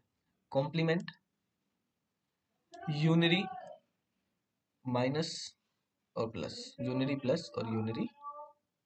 ठीक है, यूनरी प्लस है और यूनरी माइनस है। फोर्थ नंबर पे जो होता है हमारे पास इनटू हो गया, डिवीजन हो गया, फ्लोर डिवीजन हो गया, रिमाइंडर हो गया, ये अर्थमेटिक ऑपरेटर आते हैं। फिफ्थ नंबर पे हमारे पास प्लस और माइनस आते हैं। सिक्स नंबर पे ये अर्थमेटिक ऑपरेटर पे, सिक्स नंबर पे प्रेसिडेंस होती है हमारे पास शिफ्ट ऑपरेटर की, जो राइट शिफ्ट और लेफ्ट शिफ्ट होते हैं बिटवाइज वाले। सेवन नंबर पे हमारे पास प्रेसिडेंस होती है हमारी एंड ऑपरेटर की। ये आपको एक वीडियो में करवाया भी था, ऑपरेटर प्रेसिडेंस क्या होती है। एक बार मैं यहाँ पे शॉर्ट में आपको ये बता देता हूँ। ये हमारे पास बिटवाइज एंड है, फिर बिटवाइज और होता है। ठीक है, और नाइन नंबर पे हमारे पास प्रेसिडेंस होती है इन ऑपरेटर है, नॉट इन ऑपरेटर है, इज ऑपरेटर है। ठीक है, इज नॉट ऑपरेटर है। और आपके पास जितने भी relational less than, greater than equal to, less than equal to, not equal to या equal to equal to. 10 number पे आपके पास प्रेसिडेंस होती है नोट की। 11 नंबर प्रेसिडेंस होती है एंड की, ये हमारे पास लॉजिकल है। और 12 नंबर पे प्रेसिडेंस होती है आपकी और की। और 13 नंबर पे प्रेसिडेंस आपकी होती है फिर assignment operator, equal to, plus equal to, minus equal to, etcetera, जो ये साथ में लगते हैं असाइनमेंट और इन प्लेस ऑपरेटर। ठीक है, ये तो हमारे पास होगी प्रीसीडेंस। एसोसिएटिविटी में अगर हम बात करें तो एसोसिएटिविटी आपकी एक असाइनमेंट ऑपरेटर होता है, असाइनमेंट या इन प्लेस ऑपरेटर। और दूसरा हमारे पास होता है एक्सपोनेंशियल ऑपरेटर। ये दो ऑपरेटर जो है इनकी एसोसिएटिविटी राइट टू लेफ्ट होती है। पहले राइट वाला करा जाएगा इनमें सॉल्व, फिर लेफ्ट वाला, और बाकी की अदर की जो है वो हमारे पास लेफ्ट टू राइट। ठीक है, तो ये हमारे पास थे, इनके बेस पे हम इन क्वेश्चंस को सोल्व करेंगे। तो देखो क्वेश्चन है value of the expression for, ये दिया हुआ है एंड इतने is same, state whether true और फॉल्स। इनकी वैल्यू हमें बतानी है सेम है या नहीं है। ठीक है, तो अब देखेंगे इनकी वैल्यू हम निकालेंगे। जैसे देखो यहाँ पे लिखा हुआ है 4 डिवाइड बाई ब्रैकेट में 3 इंटू 2 - 1, सबसे हाईएस्ट पैरेंथेसिस की है, तो पहले पैरेंथेसिस वाला सोल्व करेंगे। 3 - 1 करा तो आपके पास 1 बचा। तो फिर पैरेंथेसिस को सोल्व करेंगे, 3 इंटू 1 करेंगे तो 3 बचेगा, 4/3 करेंगे तो आंसर 1.3333 इस तरह से आता रहेगा। दूसरे वाले को सोल्व करते हैं, इसमें 4/3 इंटू 2 - 1 है। ठीक है, तो ये हो गया 4/3। ठीक है, इंटू 2 - 1 करा 1 हो गया। अब यहाँ पे देखो डिवाइड और इंटू की बराबर प्रायोरिटी होती है, तो पहले लेफ्ट टू राइट राइट करेंगे, पहले डिवाइड करेंगे। 4 को 3 से डिवाइड करेंगे 1.333 ये आएगा, इंटू 1 हो जाएगा, तो आंसर आपके पास यही है। ठीक है, तो दोनों के दोनों हमारे पास सेम है, तो इसका आंसर ट्रू हो जाएगा। यहाँ पे 4 + 3 रिमाइंडर 5, रिमाइंडर की प्रायोरिटी ज्यादा होती है। 3 को 5 से आप जैसे ही डिवाइड करेंगे, तो डिवाइड करने पे 3 को 5 से क्या आएगा आपके पास, 3 ही रिमाइंडर बचेगा। तो 3 ही रिमाइंडर बचेगा, तो 4 + 3 आपके पास 7 हो गया, बी वाला आंसर हो जाएगा। Evaluate the expression given below, ये एक्सप्रेशन आपको इवेल्युएट करना है। तो ए की वैल्यू 16 है, रिमाइंडर ऑपरेटर लगा हुआ है, बी की वैल्यू 15 है, फिर आपके पास फ्लोर डिवीजन है और आपके पास ए की वैल्यू 16 है। तो ये भी लेफ्ट टू राइट चलेंगे, सेम प्रेसिडेंस के हैं। तो 16 को जब हम 15 से भाग करेंगे, तो 16 को 15 से भाग करने पे आपके पास वैल्यू क्या आएगी, वैल्यू 16 को 15 से भाग करने पे आपको करना, तो ये आपके पास 1 पॉइंट समथिंग वैल्यू आती चली जाएगी, 1 पॉइंट समथिंग इस तरह से आएगी। और जब आप यहाँ पे डिवाइड करोगे इसको, ठीक है, फ्लोर डिवीजन निकालना 16 से। ठीक है, पहले वाला रिमाइंडर है, रिमाइंडर बताना, तो रिमाइंडर तो एक ही बचेगा, पॉइंट तो आएगा ही नहीं रिमाइंडर में, तो एक रिमाइंडर बचना बस। अब इसकी फ्लोर डिवीजन करेंगे 16 से, तो 16 से जब डिवाइड करेंगे 1 को, तो डिवाइड तो होगा नहीं, रिमाइंडर ही बचना है, तो 0 बार डिवाइड होगा, तो आंसर हो जाएगा आपका 0। ठीक है, क्वेश्चन नंबर 44 को देखते हैं। इसमें कहा which of the following operator has its associativity from right to left. तो अभी बताया था आपको डी वाला जो ऑप्शन है वो आपको करेक्ट हो जाएगा। एक्सपोनेंशियल है आपके और असाइनमेंट ऑपरेटर है, इन प्लेस ऑपरेटर है, इनकी एसोसिएटिविटी राइट टू लेफ्ट होती है, बाकी की लेफ्ट टू राइट होती है। 45 नंबर पे आते हैं। 45 नंबर पे हम करते हैं what is the value of x. X की वैल्यू बतानी। अगर एक्स इक्वल टू, यहाँ पे दिया हुआ है आपके पास एक्स इक्वल टू है इंट 43.55 प्लस 2 डिवाइड बाई 2। तो यहाँ पे प्लस से पहले सोल्व होगा आपके पास डिवीजन। तो डिवीजन करेंगे जब आप, ठीक है, तो डिवीजन आप 43.55 प्लस के 2 को 2 से आपने डिवाइड करा, ठीक है, तो डिवाइड करने के बाद आपके पास क्या हो जाएगी, वैल्यू 1 आ जाएगी। तो एक बार डिवाइड हो गया और आपके पास ये बन गया 44.55। 44.55 को इंटीजर में करेंगे तो 44 आंसर आ जाएगा। इंटीजर पार्ट देता है इंट फंक्शन, केवल इंटीजर पार्ट हो जाएगा। What is the output of the following expression. यहाँ पे दिया हुआ है 4.00 डिवाइड 2.0 प्लस 2.0। तो 2.0 और 2.0 जो करेंगे हम तो ये हो जाएगा 4.0, क्योंकि पहले ब्रैकेट वाला सोल्व करा जाएगा, ठीक है। तो अब 4.0 को 4.0 से भाग करेंगे तो फ्लोट में ही आंसर आएगा 1.0, ठीक है। तो इसका आंसर भी हमारे पास बी हो जाएगा। 47 नंबर क्वेश्चन देखते हैं।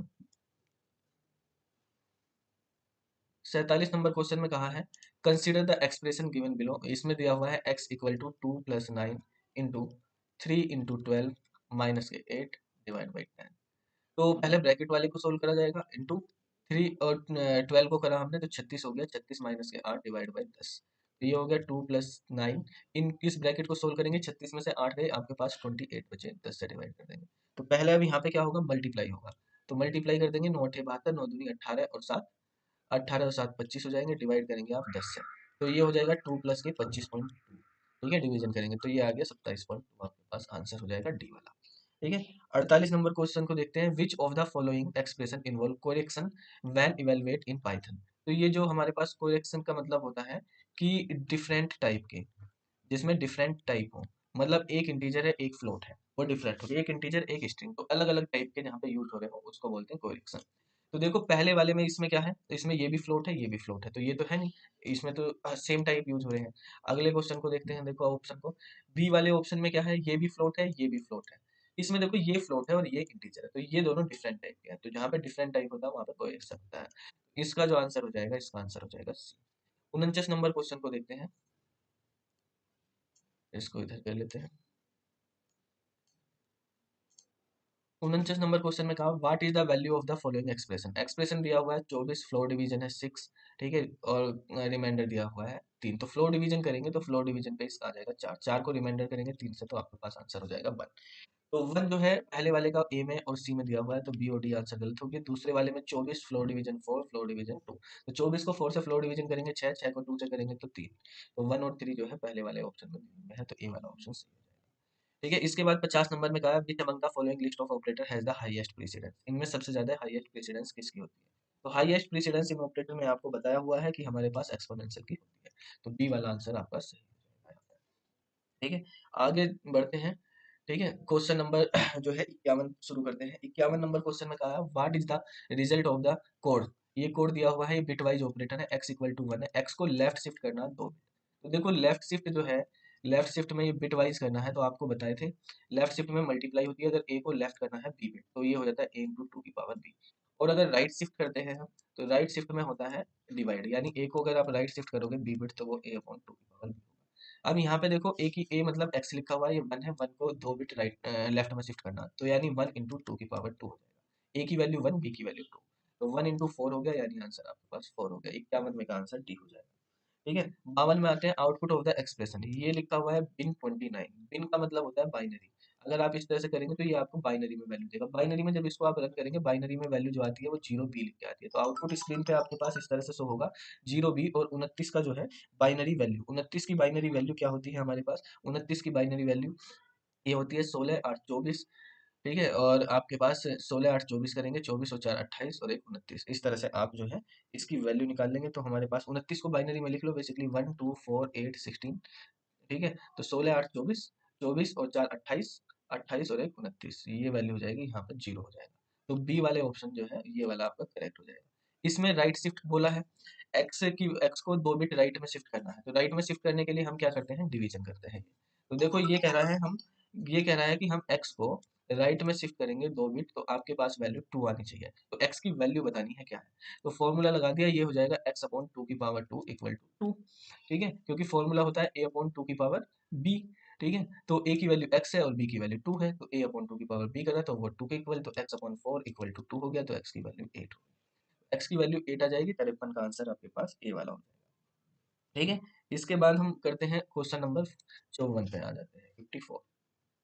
54 क्वेश्चन में कहा है what is the result of the expression. अब यहाँ पे लिखा हुआ है इंट 1011 को हमें इंट में कन्वर्ट करना है। अब ये जो है ये तो ऑब्वियसली इसमें लिखा तो हुआ नहीं है, किसमें तो इंटीजर में ही है ये वैल्यू, तो हमारे पास ऐसे बाइनरी नहीं मानेंगे कि ये बाइनरी में है, बाइनरी से पहले तो जीरो भी लिखा होता है, अब ये डेसिमल में ही है तो इंटीजर ही, जैसे 5 10 15 ऐसे लिख देते हैं, तो पॉइंट के बाद की चीज नहीं आती, इंटीजर फंक्शन में यही आएगा, तो ये आंसर हो जाएगा। 55 नंबर में कहा है to find the decimal value of इतने, दैट इज 15, यानी हमारे पास इसकी डेसिमल वैल्यू 15 होती है, तो ये किस में होना चाहिए, अगर इसकी डेसिमल वैल्यू 15, तो ये बाइनरी में होगा तो इसकी डेसिमल वैल्यू 15 होगी। तो हमें कैसे करना पड़ेगा, तो हम इन फंक्शन में ऐसे लिखेंगे, सिंगल कोट में आपको लिखना होगा इसको, और कोमा 2, इसका मतलब है इसको बाइनरी में कन्वर्ट कर, बाइनरी में लिखा हुआ है, इसका मतलब क्या होगा, ये वाली वैल्यू बाइनरी में लिखी हुई है बेस 2 है, और इसको इंटीजर में कन्वर्ट करना, जो यहाँ पे लिखा हुआ है उसमें कन्वर्ट करना, तो इसका आंसर 15। इसको सिंगल कोट में लिखना जरूरी है। अगर हमने यहाँ पे सिंगल कोट में लिख दिया इसको, तो अब यहाँ पे ये बताने की जरूरत नहीं कि ये हमारा बाइनरी में है, जीरो भी लिखने की जरूरत नहीं, यहाँ पे ये डेसिमल में था, यहाँ बाइनरी इसलिए आया है क्योंकि दूसरे पैरामीटर में बेस दिया हुआ है, इसमें दूसरे पैरामीटर में बेस नहीं है, तो बाय डिफॉल्ट बेस 10 होता है और डेसिमल में रहती है वैल्यू। बिट वाइज का सेकंड टाइप के ऑपरेटर है, ये देखते हैं अब हम आगे। क्वेश्चन नंबर 55 तक हो गए, 56 नंबर से देखेंगे आगे। तो देखो यहाँ पर हमारे पास 56 नंबर पे आ जाते हैं।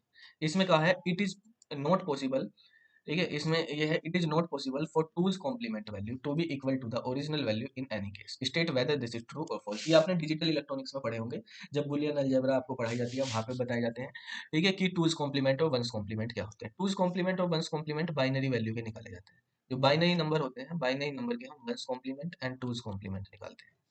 तो वंस कॉम्प्लीमेंट का मतलब होता है जब वंस कॉम्प्लीमेंट करते हैं तो जीरो को वन बना दो एंड वन को जीरो बना दो, तो ये तो वंस कॉम्प्लीमेंट। जैसे मान लिया आपके पास एक नंबर दिया हुआ है a इक्वल टू 101110, आपसे कहा गया वंस कॉम्प्लीमेंट निकालो ऑफ a का, तो ये हो जाएगा जहाँ जीरो लिखा हुआ वन, जहाँ वन लिखा हुआ जीरो, यानी 01 0 0 1, ये इसका वंस कॉम्प्लीमेंट। टूज कॉम्प्लीमेंट क्या होता है, टूज कॉम्प्लीमेंट में ये होता है कि हमारे पास जैसे कोई नंबर दिया 10110, तो इसका टूज कॉम्प्लीमेंट आपको निकालना, तो लेफ्ट साइड राइट साइड से शुरू करेंगे, इधर से शुरू करेंगे, जहां तक पहले वाला वन आया है वहां तक तो same as it is, first one तक सेम एज इट इज, उसके बाद के चेंज कर दो, जीरो को वन, वन को जीरो, तो ये टूज कॉम्प्लीमेंट। ऐसे ही मान लिया हमारे पास 1100 100 ऐसे दिया हुआ है, इसका निकालना, तो आपके पास टूज कॉम्प्लीमेंट जब इसका निकालेंगे तो पहले वन तक सेम यहाँ से शुरू करेंगे राइट साइड से, उसके बाद वाले चेंज कर देंगे, तो ये हो जाएगा।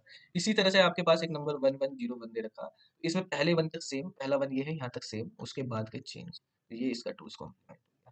ठीक है, तो ये कह रहा है it is not possible for two's complement value to be equal to the original value, ये कह रहा है ये हो ही नहीं सकता कि टूज कॉम्प्लीमेंट वैल्यू अपनी ओरिजिनल वैल्यू के इक्वल हो, ये अलग ही होंगी हमेशा। वंस कॉम्प्लीमेंट की वैल्यू हमेशा अलग रहती है, लेकिन टूज कॉम्प्लीमेंट की अलग रही ऐसा कोई जरूरी नहीं। जैसे मान लिया एक नंबर है 1000, इसका टूज कॉम्प्लीमेंट यही रहेगा, भाई पहले वन तक सेम रखना, तो पहले वन तक आप सेम रखोगे तो यही रहेगा। आपके पास एक नंबर है 000, इसका टूज कॉम्प्लीमेंट करेंगे तो यही आएगा, इसमें कोई बनी नहीं, तो ये टूज कॉम्प्लीमेंट आ गया। तो टूज कॉम्प्लीमेंट में कुछ नंबर ऐसे भी होते हैं जिनका टूज कॉम्प्लीमेंट वही नंबर होता है, तो ये गलत कह रहा है कि ऐसा पॉसिबल नहीं है, ऐसा तो पॉसिबल है, तो ये आंसर फॉल्स हो गया है।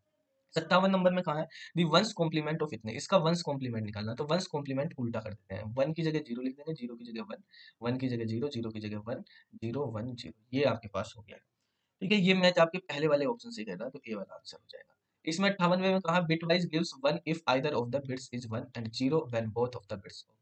तो ये कह रहा है कि कौन सा ऑपरेटर होता है बिट वाइज में जो हमेशा आपके पास वन देता है अगर दोनों बिट वन है, तो अगर दोनों बिट वन है तो वन देगा, अदरवाइज एंड जीरो देगा अगर बोथ बिट जो है वन है।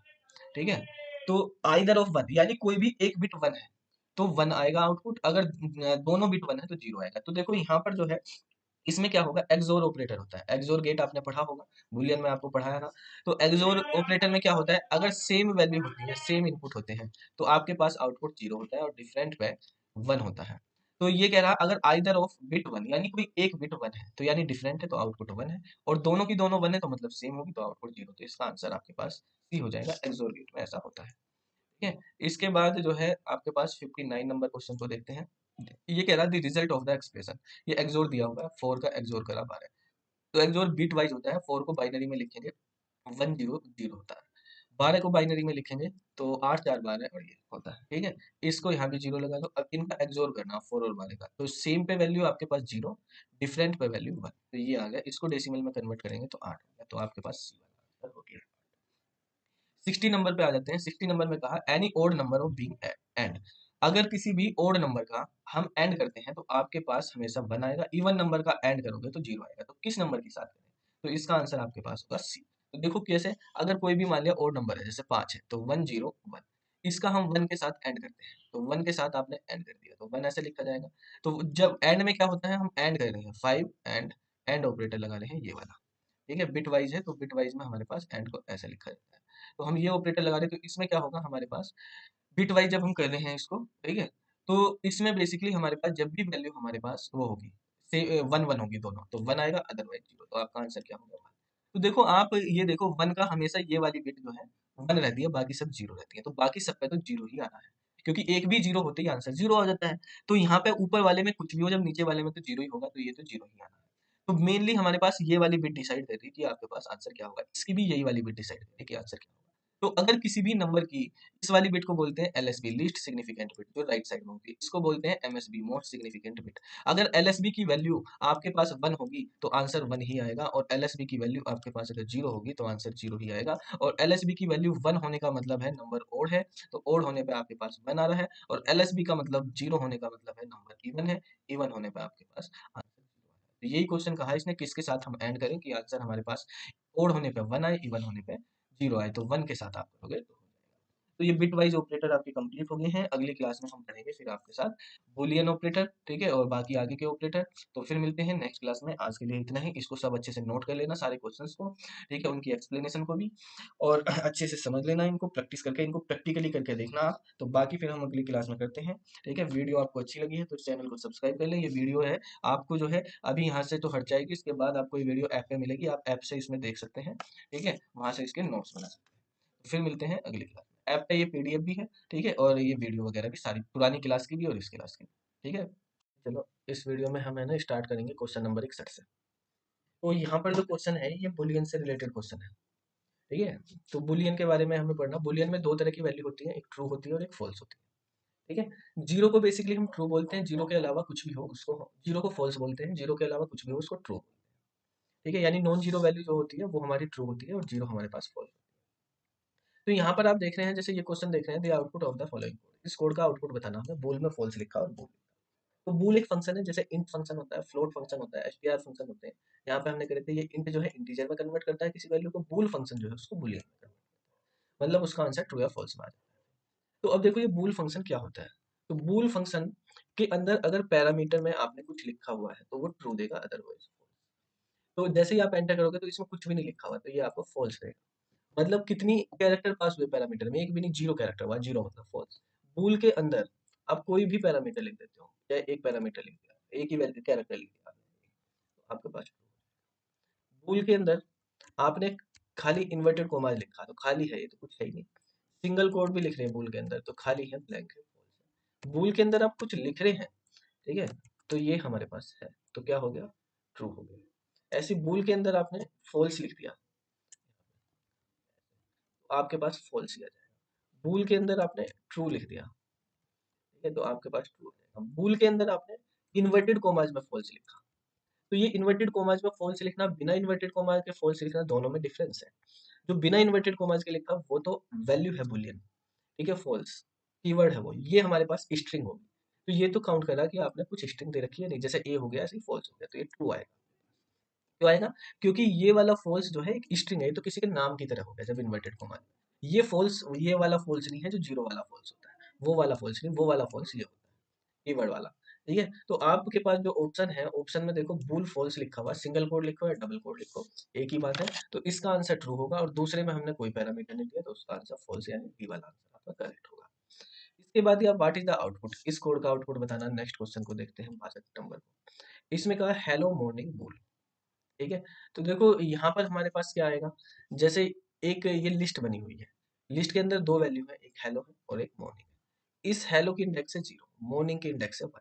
ये बूल लिखा, बूल के अंदर पैरामीटर कुछ नहीं है, सिंगल कोड लिख रखा है, तो इसकी वैल्यू क्या होगी, फॉल्स।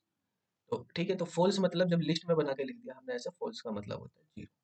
ठीक है, तो देखो जब लिस्ट है हमारे पास, अगर कोई लिस्ट दे रखी है, मान लिया मैंने लिखा हुआ 5 और 7, और फिर मैं यहाँ पे लिख देता हूँ जीरो, तो इसका मतलब ये इंडेक्स है 0 1, इनमें से जीरो वाले इंडेक्स की वैल्यू। ऐसे ही मैंने लिखा 5 और 7, यहाँ पे मैंने लिखा पहले वाले इंडेक्स की वैल्यू बताओ, तो 7 लिखा हुआ तो 7 आ गया। ऐसे ही यहाँ पे जीरो लिखा हो तो जीरो वाले इंडेक्स की वैल्यू क्या है, हेलो, तो आपका आंसर सी हो जाएगा। देखो प्रैक्टिकली समझ लेते हैं। आपके पास जैसे ये लिखा है, लिस्ट को हम स्क्वायर ब्रैकेट में लिखते हैं, यहाँ पे हमने 5 7 लिखा, और फिर यहाँ पे जीरो इंडेक्सिंग पे 5, 5 7, फिर हमने यहाँ पे 1 लिख दिया, तो 1 इंडेक्सिंग पे 7 है, 5 7 और 2 लिख दिया, दूसरी इंडेक्स है ही नहीं यहाँ पे, इंडेक्स तो जीरो और 1 ही दो ही एलिमेंट है, तो ये एरर आ जाएगी, लिस्ट इंडेक्स आउटपुट रेंज की एरर। ठीक है, तो सेम कॉन्सेप्ट हमारा इस क्वेश्चन में यूज हुआ है, तो इस क्वेश्चन का आंसर हमारे पास क्या होगा, आंसर होगा C वाला। अब क्वेश्चन नंबर 63 पे आते हैं। 63 में कहा इसका आउटपुट बताना, नोट 3 ग्रेटर देन, नोट क्या करता है, ट्रू को फॉल्स, फॉल्स को ट्रू कर देता है। ठीक है, उल्टा कर देता है। तो हमने यहाँ पे लिखा नोट, क्या 3 4 से बड़ा है, नहीं है, तो ये फॉल्स कह रहा है, रिलेशनल ऑपरेटर आपने लगाई, तो ये फॉल्स को क्या कर देगा, ट्रू कर देगा, तो आंसर ट्रू हो जाएगा। ठीक है, फिर हमारे पास नोट में 1 एंड 1 लिखा हुआ, तो एंड जो है आपके पास किस तरह का ऑपरेटर होता है, बिटवाइज, जब 1 का 1 के साथ आप एंड करेंगे तो क्या होगा, आपके पास ट्रू निकल के आएगा, तो ट्रू को करेंगे तो क्या हो जाएगा, ये नोट करने पर फॉल्स हो जाएगा। ठीक है, तो ट्रू और फॉल्स, तो आप देखो कौन से वाले ऑप्शन में दे रखा है, ट्रू फॉल्स, बी वाले में, पहले का आंसर ट्रू, दूसरे का फॉल्स, बी आंसर करेक्ट हो जाएगा। इसके बाद देखो 64 नंबर क्वेश्चन पे आते हैं। 64 नंबर क्वेश्चन भी जैसे हमारे पास 62 था उसी की तरह है। यहाँ पर हमारे पास देखो, पहले ये वाला सोल्व करेंगे हम, बूल स्पैम, तो स्पैम मतलब कोई पैरामीटर है, तो इसकी वैल्यू क्या होगी, 1, तो ये मतलब ट्रू हो जाएगा, ट्रू मतलब क्या हो जाएगा, 1 के, तो ये इंडेक्स 0 है, ये इंडेक्स 1 है, 1 वाले इंडेक्स पर टी लिखा, तो यानी ए वाला आंसर आपका सही हो जाएगा यहाँ पर। 65 में आते हैं, इसी तरह 65 में देखो, यहाँ पर क्या लिखा है, इसमें ये लिस्ट बनाई हुई है 1020 हेलो, और ये एम्प्टी, और ये भी एम्प्टी है, सिंगल कोड लिखो या एम्प्टी लगा दो। अब देखो ये जो फिल्टर फंक्शन लगाया, अब हमें एक लिस्ट बनानी है, दूसरी लिस्ट फंक्शन एक नई लिस्ट क्रिएट करता है, फिल्टर जो है पुरानी चीज में से किसी दूसरी चीज में से कुछ डेटा को फिल्टर करके यानी सेलेक्ट करेगा, किस में सेलेक्ट करेगा, एल में से, एल क्या है, ये वाली, इस लिस्ट में से सेलेक्ट करेगा, क्या सेलेक्ट करेगा, बूल, बूल में लिखा तो यह यानी जो ट्रू वैल्यू है केवल वे सेलेक्ट करेगा, ट्रू वैल्यू क्या होती है, नॉन जीरो वैल्यू। ठीक है, ये नॉन नल वैल्यू, जो नॉन जीरो है या नॉन नल है, यानी जिनका कुछ एग्जिस्टेंस है, वे वाली वैल्यू ट्रू होगी, तो 1 है, 2 है, हेलो है, ये तीन ही है ऐसी, जीरो तो, नॉन जीरो क्या होगी हमारे पास, फॉल्स होगी, ये क्या होगी, ये भी फॉल्स होगी, ये भी फॉल्स होगी, तो जो फॉल्स वाली वैल्यू वे हटा दी जाएंगे, केवल ट्रू वाली, 1 2 और हेलो, डी वाले ऑप्शन, डी वाला ऑप्शन करेक्ट हो जाएगा। ठीक है, 66 पे आते हैं, अब आगे के क्वेश्चन फॉर्मेटिंग से रिलेटेड है, तो ये फॉर्मेटिंग आपको पढ़ाई हुई है कि किस तरह से फॉर्मेटिंग करते हैं डेटा की। ठीक है, तो यहाँ पे what is the output of the code, जिसने नहीं पढ़ी वो आगे वीडियो में देख लेना, वो भी हम डिस्कस करेंगे फिर। तो यहाँ पे एक्स की वैल्यू लिखी हुई है हाई, फिर प्रिंट करा हमने 05 डी, और फिर परसेंटेज। पहली चीज आप यहाँ पे परसेंटेज यूज करते हैं, यहाँ पे वो यहाँ पे तो परसेंटेज यूज करते हैं, कॉमन यूज करते हैं। ठीक है, अब हमें इसमें यहाँ पे देखना है कि हमारे पास जैसे ये 05 डी लिखी, यहाँ पे परसेंटेज नहीं लगा। ठीक है, तो जब परसेंटेज नहीं लगाया तो बिना परसेंटेज के वो वाली वैल्यू नहीं उठाएगा भी है। तो अब देखो ये किस तरह से होगा, वो वैल्यू तो उठाएगा नहीं जो हमारे पास एक्स की, क्योंकि वो परसेंटेज के साथ है, तो परसेंटेज के साथ परसेंटेज वाली वैल्यू उठाएगा। हमारे पास एक्स की वैल्यू दी हुई है, यहाँ पे देखो क्वेश्चन में एक्स की वैल्यू लिखी हुई है हाई, अब ये हाई है स्ट्रिंग, और प्रिंट में हमने लिखा हुआ है डी, तो यहाँ पे हमने प्रिंट में लिखा हुआ है 05 डी, बिना परसेंटेज के लिखा हुआ है वो 05, और यहाँ पे परसेंटेज में, तो आप देखेंगे एरर आ जाएगी, note all argument converted during string format. तो ये आपके पास क्योंकि स्ट्रिंग बन रही है और वहां पे आपने डी बनाया, परसेंटेज यूज नहीं करा, तो आपके पास एरर। अगर आप यहाँ पर यूज करते हैं परसेंटेज, तो परसेंटेज जब आप यूज करें तो देख रहे हैं आपके पास यहाँ पर वो है स्ट्रिंग, इंटीजर वैल्यू है नहीं आपके पास। ठीक है, वैल्यू हमने कैसी ले रखी है, स्ट्रिंग वैल्यू ले रखी है। ठीक है, वैल्यू हमारे पास स्ट्रिंग है, तो इसलिए एरर आ जाएगी, नंबर रिक्वायर्ड। ये हाई जो लिखा हुआ है ये स्ट्रिंग है, यहाँ पे कोई नंबर होना चाहिए, क्योंकि डी जो है डेसिमल में वैल्यू देता है, हाई डेसिमल में कन्वर्ट नहीं होगा, तो आपके पास जो इसका आंसर होगा वो हो जाएगा एरर। इसके बाद है कंसीडर द कोड, इसमें लिखा है एसपी शर्मा जी। ठीक है, तो एसपी शर्मा जी लिखा हुआ है, तो यहाँ पे आप देख रहे हैं इसमें लिखा हुआ है आपके पास कि आपके पास आपको करना %56s, स्ट्रिंग के लिए एस लगाते हैं ना कि डी, जैसे यहाँ पे डी लग रहा है। ठीक है, तो यहाँ पे हमारे पास एस लगा है, यहाँ पे आ रहा है कोमा, अब ये कोमा जो आ रहा है, कोमा आपके पास गलत है। ठीक है, तो कॉमन नहीं आना चाहिए, यहाँ पे हमारे पास परसेंटेज आना चाहिए। जैसे अभी हमने देखा था, देखो अब x की वैल्यू हमारे पास यहाँ पे कर दी गई है, ये x इक्वल टू हमने कर दिया एस पी, ठीक है, और यहाँ पे प्रिंट करा रहे हैं परसेंटेज 56x, और यहाँ पे कोमा लगा दिया, कोमा लगा के हम x लिख रहे हैं, तो आपके पास देखो ये ऐसे ही आ जाएगा जब हम कोमा लगा देते हैं। परसेंटेज हमने दी नहीं है तो आपके पास गड़बड़ हो जाएगी, वहां पे आपके पास एक्चुअल में वो आएगा नहीं, तो परसेंटेज 56 ऐसे ही आ गया, यहाँ पे परसेंटेज नहीं लगाया, कोमा लगाया, तो इसका मतलब हो गया ये अलग वैल्यू, दो पैरामीटर आपने पास कर दिया है। ये एक स्ट्रिंग की तरह हो गया, ये दूसरी स्ट्रिंग या दूसरी वैल्यू, तो यहाँ पे एसपी शर्मा जी लिखा, ये आपके पास ऐसा इसमें से नन ऑफ दीज हो जाएगा। आपका आंसर 67 का क्या हो जाएगा, नन ऑफ दीज, तो डी वाला आंसर यहाँ पे हो जाएगा। अब देखो यहाँ पर हमारे पास अगर मैं इसमें कोमा की जगह यहाँ पर परसेंटेज लगा देता हूँ, तो परसेंटेज लगाने से क्या होगा, अब एक्स की वैल्यू प्रिंट होगी यहाँ पे, क्योंकि यहाँ पे भी परसेंटेज है, तो एक्स एक्स की वो एक्स की value S P Sharma ji. तो यहाँ पे 56 का क्या मतलब है, तो देखो दो तीन तीन छः, तीन और एक 10, 10 कैरेक्टर यहाँ पे हो, हमें 56 कैरेक्टर करने हैं, तो 46 ब्लैंक स्पेस आ जाएंगे। तो यहाँ पे अगर आप परसेंटेज लगाएंगे तो 46 ब्लैंक स्पेस के बाद आपके पास S P Sharma ji print होगा। तो देखो अगर मैं इस कोड को इस तरह से कर देता हूँ, यहाँ पे लिख दिया मैंने परसेंटेज, एंटर करेंगे, अब ये 46 स्पेस आए उसके बाद एस, ठीक है, लेकिन वहां पे परसेंटेज की जगह कोमा लिखा हुआ, तो इसमें से कोई सा भी आंसर नहीं। इसके बाद आ जाते हैं हम 68 में, इसके बारे में हम बताते हैं क्या है, इसकी फॉर्मेटिंग हम करेंगे। देखो यहाँ पर x की वैल्यू इंटीजर में ही है, तो d लिखा हुआ सही है, d इंटीजर वैल्यू आएगी, यहाँ भी परसेंटेज, यहाँ भी परसेंटेज सही है, तो 456 वैल्यू आनी है।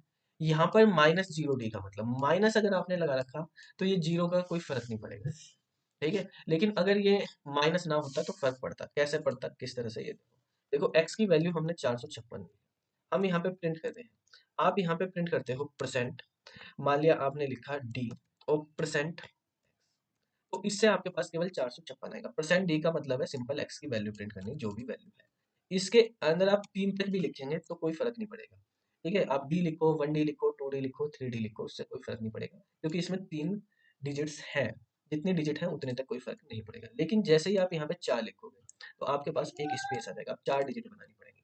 ऐसे ही आपने अगर 6 लिख दिया तो आपको 6 डिजिट बनानी पड़ेगी, तो हमारे पास 3 स्पेस आ गई। अगर आप स्पेस की जगह यहाँ पर कुछ जीरो लिखना चाहते हो तो आप 06 लिख दो, तो अब स्पेस की जगह जीरो आ जाएगा, ठीक है। इसी तरह से अगर आप ये चीज माइनस में कर देते हो, देखो माइनस के 6D लिख दिया, और फिर आपको यहाँ पे देखने के लिए हमने एक ऐसे लगा दिया, तो 6 कैरेक्टर बनेंगे, तो स्पेस अब बाद में आएंगे, ये आप देख रहे, मैंने एक जो पाइप सिंबल इसलिए लगाया जिससे आपको पता चले कि स्पेस आ रही है, नहीं तो ये आगे ब्लैंक ही रहता तो पता ना चलता कि आई भी है या नहीं आई, तो आपको दिख रहा, देखो इनके बीच में स्पेस है, क्योंकि 6 डिजिट बनानी है, तो 6 डिजिट में 3 तो है नंबर में, 3 स्पेस बन गए।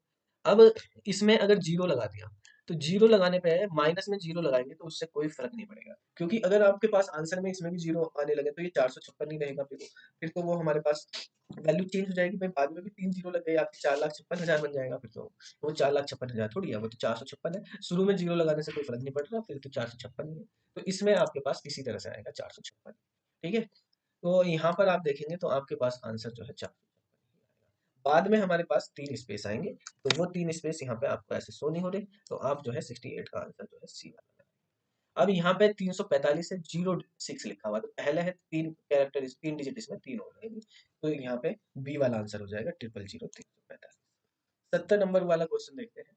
70 नंबर क्वेश्चन में कहा which of the following option can be used in order to add an blank space after a given string, ठीक है, जैसे हमारे पास ये अभी हमने एसपी शर्मा जी देखा था, उसमें हमारे पास 46 आ रहे थे, अब आपको एन ब्लैंक स्पेस देखने, वो भी यहाँ पे लिखना है आपको आफ्टर, आफ्टर का मतलब बाद में कब आते हैं, जब आप नेगेटिव में देते हो तो बाद में आते हैं, पॉजिटिव में रहेगा तो पहले आते हैं, तो आपको यहाँ पे एन ब्लैंक स्पेस है, तो जितना स्ट्रिंग का साइज होगा उतना तो स्ट्रिंग आएगी, उससे कम रहेगा वो ब्लैंक स्पेस, तो यहाँ पे माइनस के एन वाला ऑप्शन हम सेलेक्ट करेंगे। एक्चुअल में माइनस एन भी नहीं होगा, माइनस एन से एन नहीं आएंगे, एन से कम आएंगे, क्योंकि एस का भी मान लिया स्ट्रिंग में 5 कैरेक्टर है और एन की वैल्यू आपको 10 करानी है, स्पेस तो 10 नहीं आएंगे, 5 ही आएंगे, क्योंकि 5 तो स्ट्रिंग प्रिंट होगी, एन तो बताता है आपके पास टोटल कितने, अब इसमें ऑप्शन कोई बिल्कुल एक्यूरेट है नहीं, तो हम डी वाले को सेलेक्ट कर लेंगे। वैसे एक्चुअल में हमारे पास यहाँ पे हमें 15 लिखना पड़ेगा, तब हमारे पास 10 स्पेस बनेंगे, क्योंकि 5 स्ट्रिंग के भी ले रहा है, ये जो स्ट्रिंग का साइज है 15, मतलब जितने स्पेस हमारे पास जो एन की वैल्यू होगी वो तो होगी होगी, प्लस जो हमारे पास लेंथ होगी स्ट्रिंग की, तो वो भी हमें यहाँ पे लिखनी पड़ेगी, लेन ऑफ एस, ठीक है, इस पूरे को करके तब माइनस लगाएंगे, करेंगे तब हमारे पास जो है बनेगा ये पूरा का पूरा। ठीक है, तब आएंगे हमारे पास एन स्पेस, क्योंकि इतना तो स्ट्रिंग मिलेगी। तो वैसे अभी यहाँ पे इन ऑप्शन के अकॉर्डिंग सबसे सुटेबल ऑप्शन आपका डी है। कभी कभी ऑप्शन इस तरह के आ जाते हैं एग्जाम में, क्योंकि वो पूरा डेप्थ में नहीं देखते, ऐसे ही लिख देते हैं तो आंसर आ जाते हैं। तो आपको वेबसाइट पे भी आप देखोगे इस तरह के क्वेश्चन मिल जाएंगे, तो उन केस में आपको मोस्ट सुटेबल आंसर सेलेक्ट करना होता है। ठीक है, तो ये फॉर्मेटिंग के कुछ क्वेश्चन हमने पढ़े हैं यहाँ पे। बाकी क्वेश्चन जो है आगे भी फॉर्मेटिंग के हैं, तो वो हम अगली वीडियो में डिस्कस करेंगे। तब तक के लिए bye bye. SP Sharma class जुड़ने के लिए। हेलो दोस्तों, welcome to SP Sharma classes. चलो शुरू करते हैं आज की क्लास। हम आज जो हम क्वेश्चन कर रहे हैं वो फॉर्मेटिंग से रिलेटेड है, और ये क्वेश्चन जो है जो 71 से है, यहाँ पे आप देखेंगे फॉर्मेटिंग में परसेंट जी का भी यूज हुआ है। तो हम आपको इस वीडियो में पढ़ाएंगे कि परसेंट जी क्या होता है, इस परसेंट जी का क्या मतलब होता है। ठीक है, तो देखो परसेंट जी का मतलब हम समझते हैं किस तरह से यूज होगा। जो हम क्वेश्चन आज करेंगे, इन क्वेश्चन में हमारे पास 3-4 तरीके के परसेंट यूज होंगे फॉर्मेटिंग के। एक परसेंट डी जो होता है ये डेसिमल में लिखने के लिए होता है किसी वैल्यू को। एक होता है परसेंट एफ, ये फ्लोटिंग पॉइंट में लिखने के लिए होता है, फ्लोटिंग पॉइंट फॉर्मेट होता है। और परसेंट ई होता है, ये एक्सपोनेंशियल फॉर्मेट होता है, एक्सपोनेंशियल फॉर्मेट। ठीक है, और हमारे पास एक परसेंट जी होता है, ये हमारे पास फ्लोटिंग पॉइंट एंड एक्सपोनेंशियल दोनों में काम करता है। ठीक है, तो अब हम यहाँ पे इनको समझते हैं। परसेंट डी डेसिमल जो हम पहली वीडियो में भी पढ़ चुके हैं नॉर्मली फॉर्मेटिंग। हमें यहाँ पर देखना है कुछ परसेंट जी के बारे में, हम डिटेल में समझेंगे कि परसेंट जी क्या होता है। आप देखो, अगर कोई नंबर है आपके पास फ्लोटिंग पॉइंट में दिया हो, उसको हम कैसे प्रिंट करते हैं, इसको समझने के लिए आप देख रहे हैं यहाँ पे फ्लोटिंग पॉइंट और एक्सपोनेंशियल दोनों है। ठीक है, तो फ्लोटिंग पॉइंट और एक्सपोनेंशियल को भी हमें समझना होगा। ठीक है, परसेंट जी को समझने के लिए तो हम यहाँ पर देखो, अगर हमारे पास कोई वेरिएबल है एक्स, ठीक है, और उसकी वैल्यू मैंने लिखी 3.0। अब मैं इसको प्रिंट कराता हूँ परसेंट ऑफ, ठीक है, परसेंट ऑफ एफ के, और मैंने यहाँ लिख दिया परसेंट ऑफ एक्स। तो आप देख रहे हैं ये वैल्यू हो रही है 3.00000। ठीक है, तो आपने यहाँ पे क्या समझा कि यहाँ पे ये समझा कि जब आप परसेंट एफ यूज कर रहे हैं तो परसेंट एफ दशमलव के बाद 6 डिजिट तक काम करता है। परसेंट एफ क्या कर रहा है, दशमलव के बाद 6 डिजिट तक काम कर रहा है। ठीक है, आप यहाँ पर देखो, मैं इसको इस तरह से लिख देता हूँ। x की जगह आप कोई वैल्यू भी रख के देख सकते हो। यहाँ पर ही मैंने लिख दिया 4 5 6, या ऐसे लिख सकते हैं 1 2 3 4 5 6, काउंटिंग भी हो जाएगी कितने डिजिट है, 6 डिजिट है तो 1 2 3 4 5 6 आया, और फिर 6 डेसिमल के बाद पॉइंट आए। आपके पास ये इंटीजर में आप कितनी भी वैल्यू रखो, डेसिमल के बाद जो है आपके पास 7 8 9 कितनी भी रखो, डेसिमल के बाद आपके पास 6 डिजिट आएगी, ये आनी आनी है। अब देखो, अगर आप डेसिमल के बाद यहाँ पे इसको लिख देते हो 1 पॉइंट, तो देखो यहाँ तक डेसिमल के बाद 2 2 4 2 6 7 तक बैठेंगी। तो ये 7 तक बैठेंगी, तो ये 7 जो है राउंड ऑफ हो जाएगा, क्योंकि 8 और 9 को छोड़ेंगे तो 7 का क्या बन जाएगा, 8 बन जाएगा। तो 1.2 3 4 5 6 8 ये आउटपुट आ जाएगा। तो आप यहाँ से क्या पता कर रहे हैं, यहाँ से हमें ये पता चला कि जो परसेंट ऑफ एफ है वो डिस्प्ले करता है 6 digits after decimal point, decimal point के बाद 6 डिजिट डिस्प्ले करता है। ठीक है, तो ये हमारे पास फ्लोटिंग पॉइंट फॉर्मेट होता है, और ये हमेशा जब भी आप करेंगे तो करेगा ही करेगा 6 डिजिट। अगर आपके पास नंबर नहीं, ये एग्जांपल भी आप नोट कर लेना। ठीक है, कि किस तरह से है इसके बाद। ये तो हो गया परसेंट एफ की बात। अब हम परसेंट ई बात करते हैं। परसेंट ई का मतलब एक्सपोनेंशियल होता है। एक्सपोनेंशियल होता है जैसे हम साइंटिफिक में लिखते हैं, साइंटिफिक रिप्रेजेंटेशन। साइंटिफिक रिप्रेजेंटेशन मतलब आप फिजिक्स में जैसे लिखते हैं कि पहली डिजिट के बाद में पॉइंट आना है, एक डिजिट के बाद में आपको पॉइंट लिखना है, यानी डेसिमल पॉइंट जो होगा वो आपका एक डिजिट के बाद होगा, आफ्टर 1 डिजिट। ठीक है, आपको डेसिमल पॉइंट, अगर उससे ज्यादा वैल्यू आ रही तो फिर उसको 10 की पावर में लिखते हैं, यहाँ पे ई की पावर में लिखेंगे। तो 10 को जो है यहाँ पे ई से करेंगे। देखो अब समझते हैं किस तरह से, जैसे पहले वाले को ले लेते हैं। हमने ये वाले लिए, यहाँ पे 3 लिख दिया, खाली 3 लिख दिया, तो 3.00 एक के बाद ये आ गया। इसमें भी दशमलव के बाद जो है ये तो एफ ही लिखा हो गया हमारे पास, वो वाला ऊपर लिखा दशमलव के बाद 6 डिजिट आ रही है। अब हम यहाँ पे ई कर देते हैं, ई लिखा तो अब देखो यहाँ पर 3 लिखा है, दशमलव के बाद यहाँ पर भी 6 डिजिट आएंगे, और हमारे पास दशमलव को हमने कहीं मूव नहीं करा, तो मूव नहीं किया तो 0, ई की पावर 0 प्लस होगी। अब देखो, अगर मैंने यहाँ पर लिखा हुआ है 35, तो आपको दशमलव एक डिजिट करनी पड़ेगी आपको, यानी अभी 5 के बाद होता है बाय डिफॉल्ट, आपको 3 के बाद लेके आना पड़ेगा, 3 के बाद लेंगे तो एक पावर बढ़ जाएगी, तो ई प्लस 0 1 3.5 हो गया। दशमलव के बाद आपके पास 6 डिजिट आनी है। ठीक है, अब आप यहाँ पे करेंगे, आपने 350 लिख के 356 लिख दिया, तो अब क्या हो जाएगा, आपके पास 2 आ जाएंगी पावर 3.56।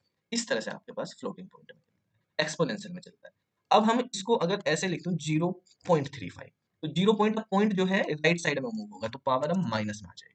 ठीक है, जितना भी मूव होगा राइट साइड में जब पॉइंट मूव होता है तो माइनस में पावर आएगी, लेफ्ट साइड में मूव होगा तो प्लस में पावर आएगी। आपने इसको ऐसे लिख दिया तो ये हो जाएगा 3.5 कर दिया जाएगा।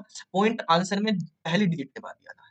ठीक है, तो यहाँ पर आपके पास माइनस के 2। तो इस तरह से हमारे पास साइंटिफिक वाला काम करता है। तो इसमें भी जो है कितनी होगी ये भी डिस्प्ले करता है, display 6 digits after decimal point. उससे ज्यादा होंगी तो राउंड ऑफ करेंगे आफ्टर डेसिमल। ठीक है, और इसको लिखने का तरीका हमारे पास ई में होगा, ई में प्लस या ई में माइनस।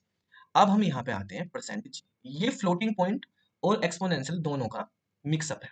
तो अगर आपके पास इफ एक्सपोनेंट की वैल्यू, एक्सपोनेंट, एक्सपोनेंट क्या होता है, ये जो हम लिख रहे हैं ये आपके पास एक्सपोनेंट है, यानी जो भी 10 की पावर या ई की पावर बन रहा है ये क्या है आपके पास, ये एक्सपोनेंट है। अगर एक्सपोनेंट की value if exponent is less than minus के 4, एक्सपोनेंट की वैल्यू माइनस के 4 है से कम है, यानी दैट इज एक्सपोनेंट की वैल्यू माइनस के 5 है, माइनस के 6 है, माइनस 7 है एंड सो ऑन, तो then it represent in exponential format. तो ये एक्सपोनेंशियल फॉर्मेट में रिप्रेजेंट। देखो किस तरह से हमारे पास यहाँ पे एक एग्जांपल के थ्रू समझते हैं। हमारे पास माइनस में है, अदरवाइज हमारे पास, ठीक है, अदरवाइज ये, otherwise it represent floating point format. ठीक है, ये तो माइनस के लिए भी है। अगर प्लस में है तो वहां पर भी ऐसा ही होता है। अगर इफ एक्सपोनेंट, दो केस है, एक्सपोनेंट की वैल्यू या तो लेस देन हो माइनस के 4 से, या एक्सपोनेंट की वैल्यू ग्रेटर देन हो 5 से, तो इन दोनों ही केसों में एक्सपोनेंशियल रहेगा, एक्सपोनेंशियल फॉर्म में। ठीक है, लेस देन इतने और ग्रेटर देन 5 प्लस में। ठीक है, माइनस के 5 से छोटी या प्लस के इतने। ठीक है, तो इस तरह की वैल्यू हमारे पास होनी चाहिए, तो हमारे पास ये आएगा। देखो समझते हैं यहाँ पर किस तरह से जी लिखने पे कैसे आएगा। तो यहाँ पर हम लिखते हैं, जैसे हमने लिखा प्रिंट परसेंट ऑफ जी, इसको हटा लेते हैं, आपको लिखवा तो दिया, ये समझ लेंगे। प्रिंट परसेंट ऑफ जी, ठीक है, परसेंट 3.5, तो 3.5 नॉर्मल है, इसमें कोई एक्सपोनेंट ऐसे नहीं बन रहा, तो ये एज इट इज है। ये फ्लोटिंग पॉइंट फॉर्मेट के अकॉर्डिंग आएगा, और इसमें जो है 6 डिजिट नहीं बनेंगी। ठीक है, इसमें हमारे पास 6 डिजिट नहीं बनेगी। इसमें जो फ्लोटिंग पॉइंट होगा परसेंटेज का, ये भी आप लिख लो कि जो परसेंटेज जी में जो हमारे पास फ्लोटिंग पॉइंट होगा, ठीक है, परसेंटेज जी का जो फ्लोटिंग पॉइंट होगा इसमें 6 डिजिट ही शो होंगी। Only display only 6 digit, can display maximum 6 digits without decimal. ठीक है, प्लस डेसिमल ये लिख देते हैं, plus decimal point. Decimal point तो हो गई। ठीक है, इफ रिक्वायर्ड, अगर रिक्वायर्ड है तो डेसिमल पॉइंट होगा, अदरवाइज 6 डिजिट। तो देखो यहाँ पर मैक्सिमम लिखा हमने, इसमें जीरो को नहीं लेगा। ठीक है, तो ये इट नॉट रिप्रेजेंट या डिस्प्ले टेलिंग जीरो, यानी जो बाद में जीरो आ रही है उनको नहीं डिस्प्ले करेगा। तो ये 3.5 करेगा, 5000, 6 डिजिट ऐसे नहीं करेगा। ठीक है, आप देखो यहाँ पे प्रिंट करा रहे हो, प्रिंट कराया आपने परसेंट ऑफ जी को। ठीक है, आप यहाँ पे लिख रहे हो परसेंट 1 2 3 4 5 6। ठीक है, आपने ये लिखा तो 1 2 3 4 5 6 हो गया। लेकिन जैसे ही आप 7 लिखोगे तो हमने कहा ये केवल 6 डिजिट शो कर पाएगा, तो 6 से ज्यादा डिजिट होगी तो ये ई में शो करने लगेगा, एक्सपोनेंट बन जाएगा, क्योंकि अब ये 10 की पावर 5 से ज्यादा होगी, 10 की पावर 6 हो गई। तो जैसे ही 6 डिजिट से आप ज्यादा पहुंचोगे तो ये एक्सपोनेंट में आने लगेगा। ठीक है, इसी तरह से अगर आप, ये तो प्लस में होगी, माइनस में देख लेते हैं। माइनस में हमने लिखा यहाँ पर, देखो 1 पॉइंट लिख रहे हैं, 1 पॉइंट लिख रहे हैं, अभी कितने डिजिट है हमारे पास, 6 डिजिट है। तो यहाँ पे दशमलव के बाद 2 2 4 और एक 5 डिजिट तक है, सही प्रिंट हो रहा है। लेकिन जैसे ही मैं एक डिजिट और बढ़ा दूंगा इसमें, ठीक है, तो जैसे ही मैंने यहाँ पे डिजिट बढ़ा दी, ठीक है, 7 यहाँ पे मान लिया मैंने 9 कर दी, तो ये 6 का 7 हो जाएगा, और ये हमारे पास इस तरह से, क्योंकि 6 डिजिट ये शो कर पाएगा, उससे ज्यादा ये शो नहीं करेगा। लेकिन आप यहाँ पे देख रहे हैं हमारे पास वो नहीं आया, इसमें एक्सपोनेंट नहीं आया। एक्सपोनेंट क्यों नहीं आया, क्योंकि फ्लोटिंग पॉइंट ही। एक्सपोनेंट तब आएगा जब माइनस में पावर चली जाए। माइनस में पावर कैसे जाएंगी, ठीक है, तो माइनस में हो या प्लस के 5 से ज्यादा हो या माइनस के 4 से ज्यादा हो। देखो जैसे मैंने यहाँ पे लिखा 0.12, तो अभी अगर इसको 0.12 ही आएगा इसको लिखेंगे तो, क्योंकि ये तो 1.2 इंटू 10⁻⁻1 ही बनेगा अगर एक्सपोनेंट में अगर आप लिखोगे भी। यहाँ पे मैंने लिख दिया 000। तो अब इसको अगर लिखोगे आप साइंटिफिक में तो ये 1.2 इंटू 10⁻⁻4 बनेगा। तो -4 तक कोई प्रॉब्लम नहीं है, लेकिन जैसे ही -5 बन जाएगा ये, यहाँ आपने एक जीरो और लगा दी तो अब ये जो है एक्सपोनेंट में आने लगेगा। तो ये हमारे पास परसेंटेज जी का काम है। ठीक है, तो इस तरह से हमारे पास परसेंट जी काम करता है। परसेंट जी में एक चीज और समझो, अगर मैंने यहाँ पे 4.0 लिखा तो 4.0 को ये केवल 4 ही डिस्प्ले करेगा, ओनली 4 ही डिस्प्ले करेगा, क्योंकि ये लिखा ना मैंने it not display, it does not display लिख देते हैं यहाँ पे, ग्रामर से कर लेते हैं थोड़ी। It does not display telling zero, बाद वाली जीरो जीरो आ रही दशमलव के बाद उनको ये डिस्प्ले नहीं करेगा। समझ में आया आपको परसेंट जी का क्या यूज होता है? अब हम इसके रिगार्डिंग जो क्वेश्चन दिए हुए हैं इसके बेस पे वो क्वेश्चन समझते हैं। ये 4-5 क्वेश्चन है यहाँ पे, वो हम समझ लेंगे। तो देखो पहला 71 वाला क्वेश्चन है, यहाँ परसेंट डी है तो ये तो डेसिमल में नॉर्मल 1 का इंटीजर पार्ट डिस्प्ले करेगा 1 आएगा। परसेंट एस स्ट्रिंग के लिए होता है तो हेलो लिखा हुआ दूसरे वाले पे हेलो प्रिंट। अब ये परसेंट जी है 4.0 का, तो 4.0 का आपको बताया 4 डिस्प्ले होगा, तो 1 हेलो 4 और फिर यू, तो आपके पास सी आंसर हो जाएगा। ठीक है, इसी तरह से यहाँ पे देखो देयर आर 4 ब्लू बर्ड्स आपको करने हैं। तो यहाँ पे दो चीजें लिखी हुई हैं, पहले वाली तो इंटीजर है, दूसरे वाली स्ट्रिंग है। तो इंटीजर के लिए हम परसेंट डी यूज करते हैं, स्ट्रिंग के लिए परसेंट एस यूज करते हैं। तो यहाँ पे परसेंट जी तो लिखने की आपको जरूरत नहीं है। ठीक है, तो आप डी से कर लेंगे दूसरे वाला, क्योंकि एस होना चाहिए, हाँ डी लिख रहा है तो गलत कॉम्बिनेशन है पहले का। इसमें शुरू में परसेंट एस लिख रहा है वो तो नंबर है, आपके पास ये भी गलत कॉम्बिनेशन है। तो आपके पास या तो डी वाला आंसर हो सकता है या बी वाला, लेकिन आपने यहाँ पे देखा यहाँ परसेंट नहीं लगे हुए कहीं इसके बाद, तो ये भी गलत है, आपके पास आंसर बी वाला है।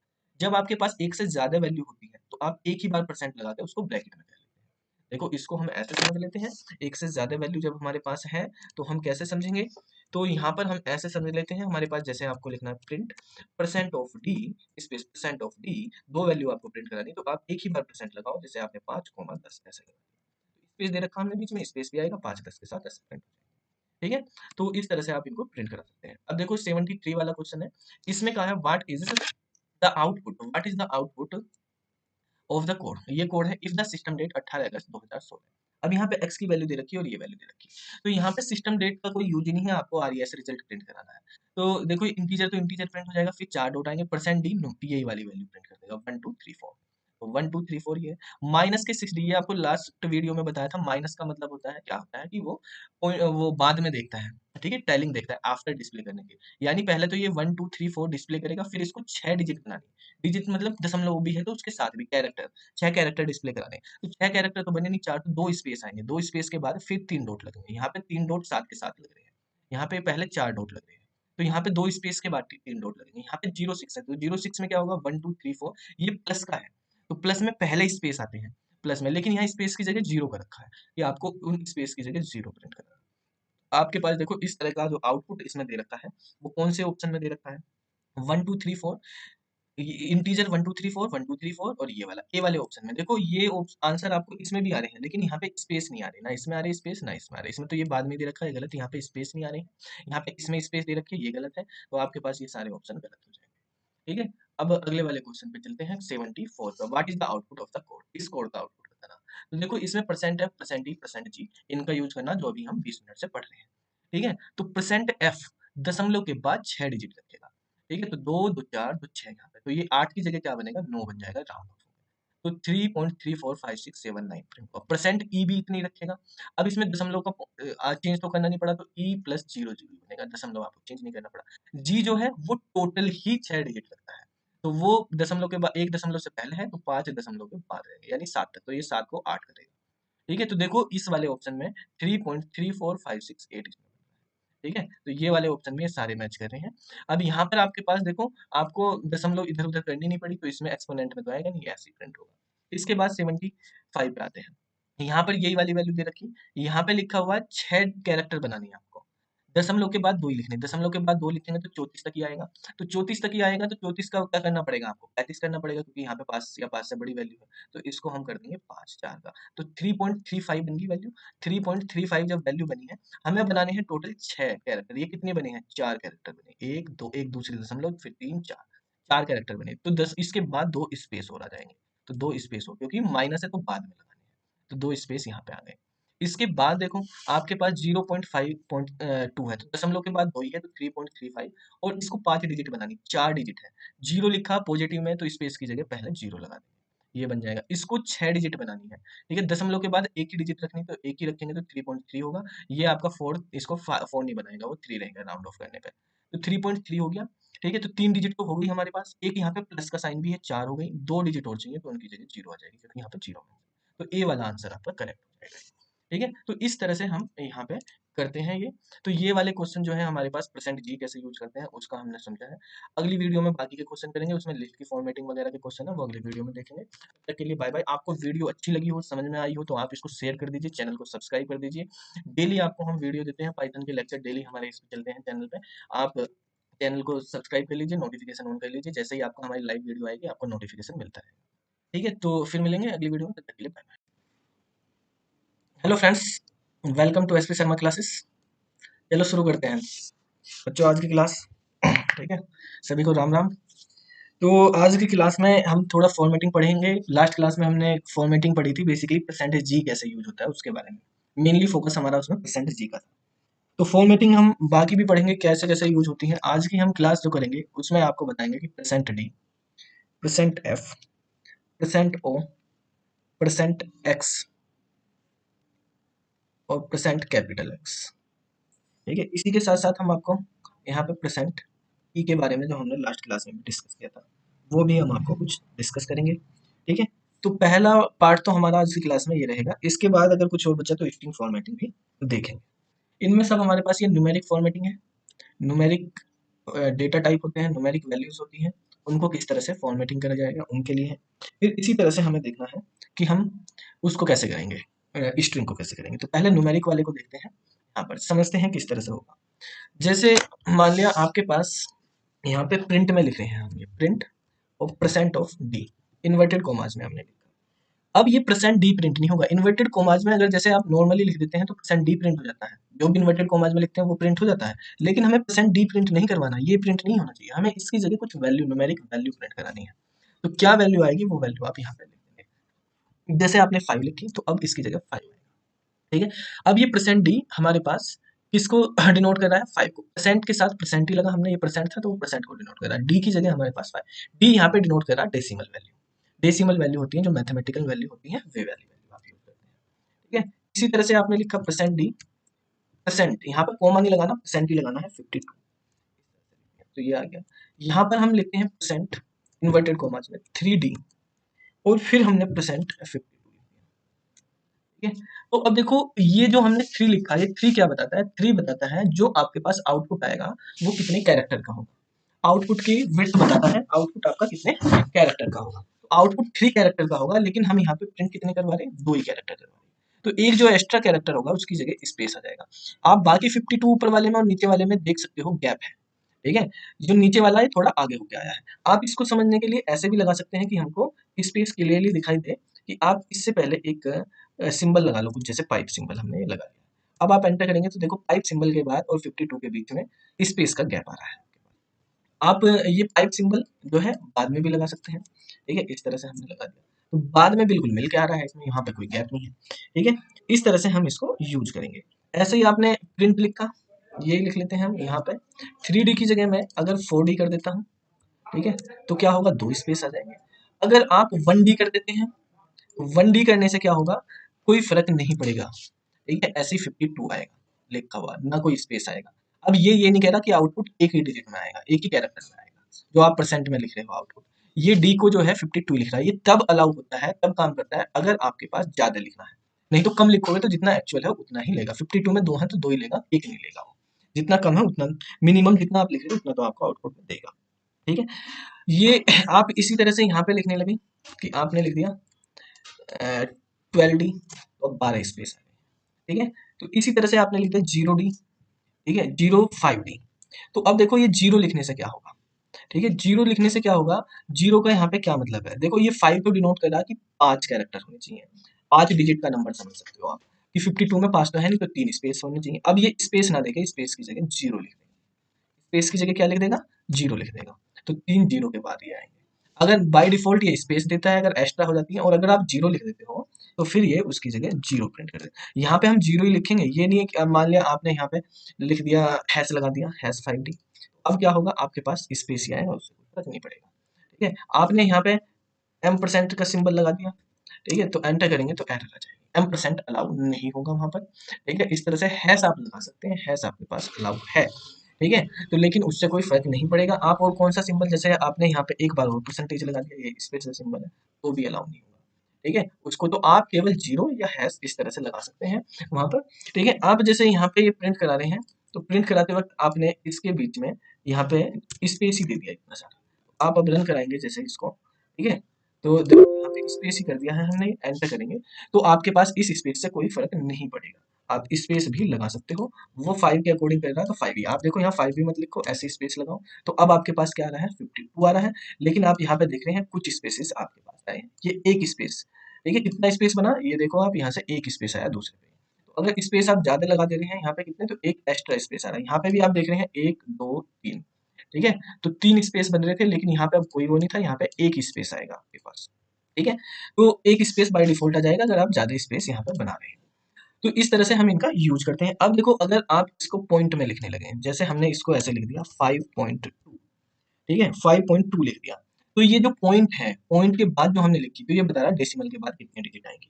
जैसे लेकिन हमने यहाँ पे डी लिखा, डी मतलब केवल डेसिमल पार्ट देता है, ये केवल इंटीजर पार्ट देगा, पॉइंट के बाद की वैल्यू ये नहीं देगा। जैसे आपने 52.875 ऐसे लिख दिया, 587 ऐसे करके मान लिया, तो आप एंटर कर रहे हैं, उस 52 ही आएगा, पॉइंट के बाद का नहीं आएगा, ठीक है। तो ये आपका परसेंट डी होता है। लेकिन इसी चीज को अगर आप परसेंट एफ में लिख देंगे, एफ में लिखने से मतलब क्या है, पॉइंट के बाद 2 डिजिट आएंगी, वो 59 हो जाएगा, ठीक है, क्या हो जाएगा 59। और आपके पास आप देख रहे हैं इसमें कोई एक्स्ट्रा स्पेस नहीं आया, क्योंकि आपको यहाँ पे बताना था टोटल कितने डिजिट है। टोटल 5 है, दशमलव के बाद 2 है, तो 2 ये हो गई, 2 ये हो गई, एक दशमलव हो गया, तो टोटल हमारे पास 5 बन गई। इसी तरह से अगर आप, हम पॉइंट नहीं लगाते, ऐसे ही लिख देते हैं 5F, ठीक है, तो 5F लिख दिया आपने, तो आप ये देखोगे ये बाय डिफॉल्ट दशमलव के बाद 6 डिजिट लेता है। ये आपको कल भी लास्ट क्लास में बताया था कि परसेंट एफ जो है बाय डिफॉल्ट दशमलव के बाद 6 डिजिट लेता है।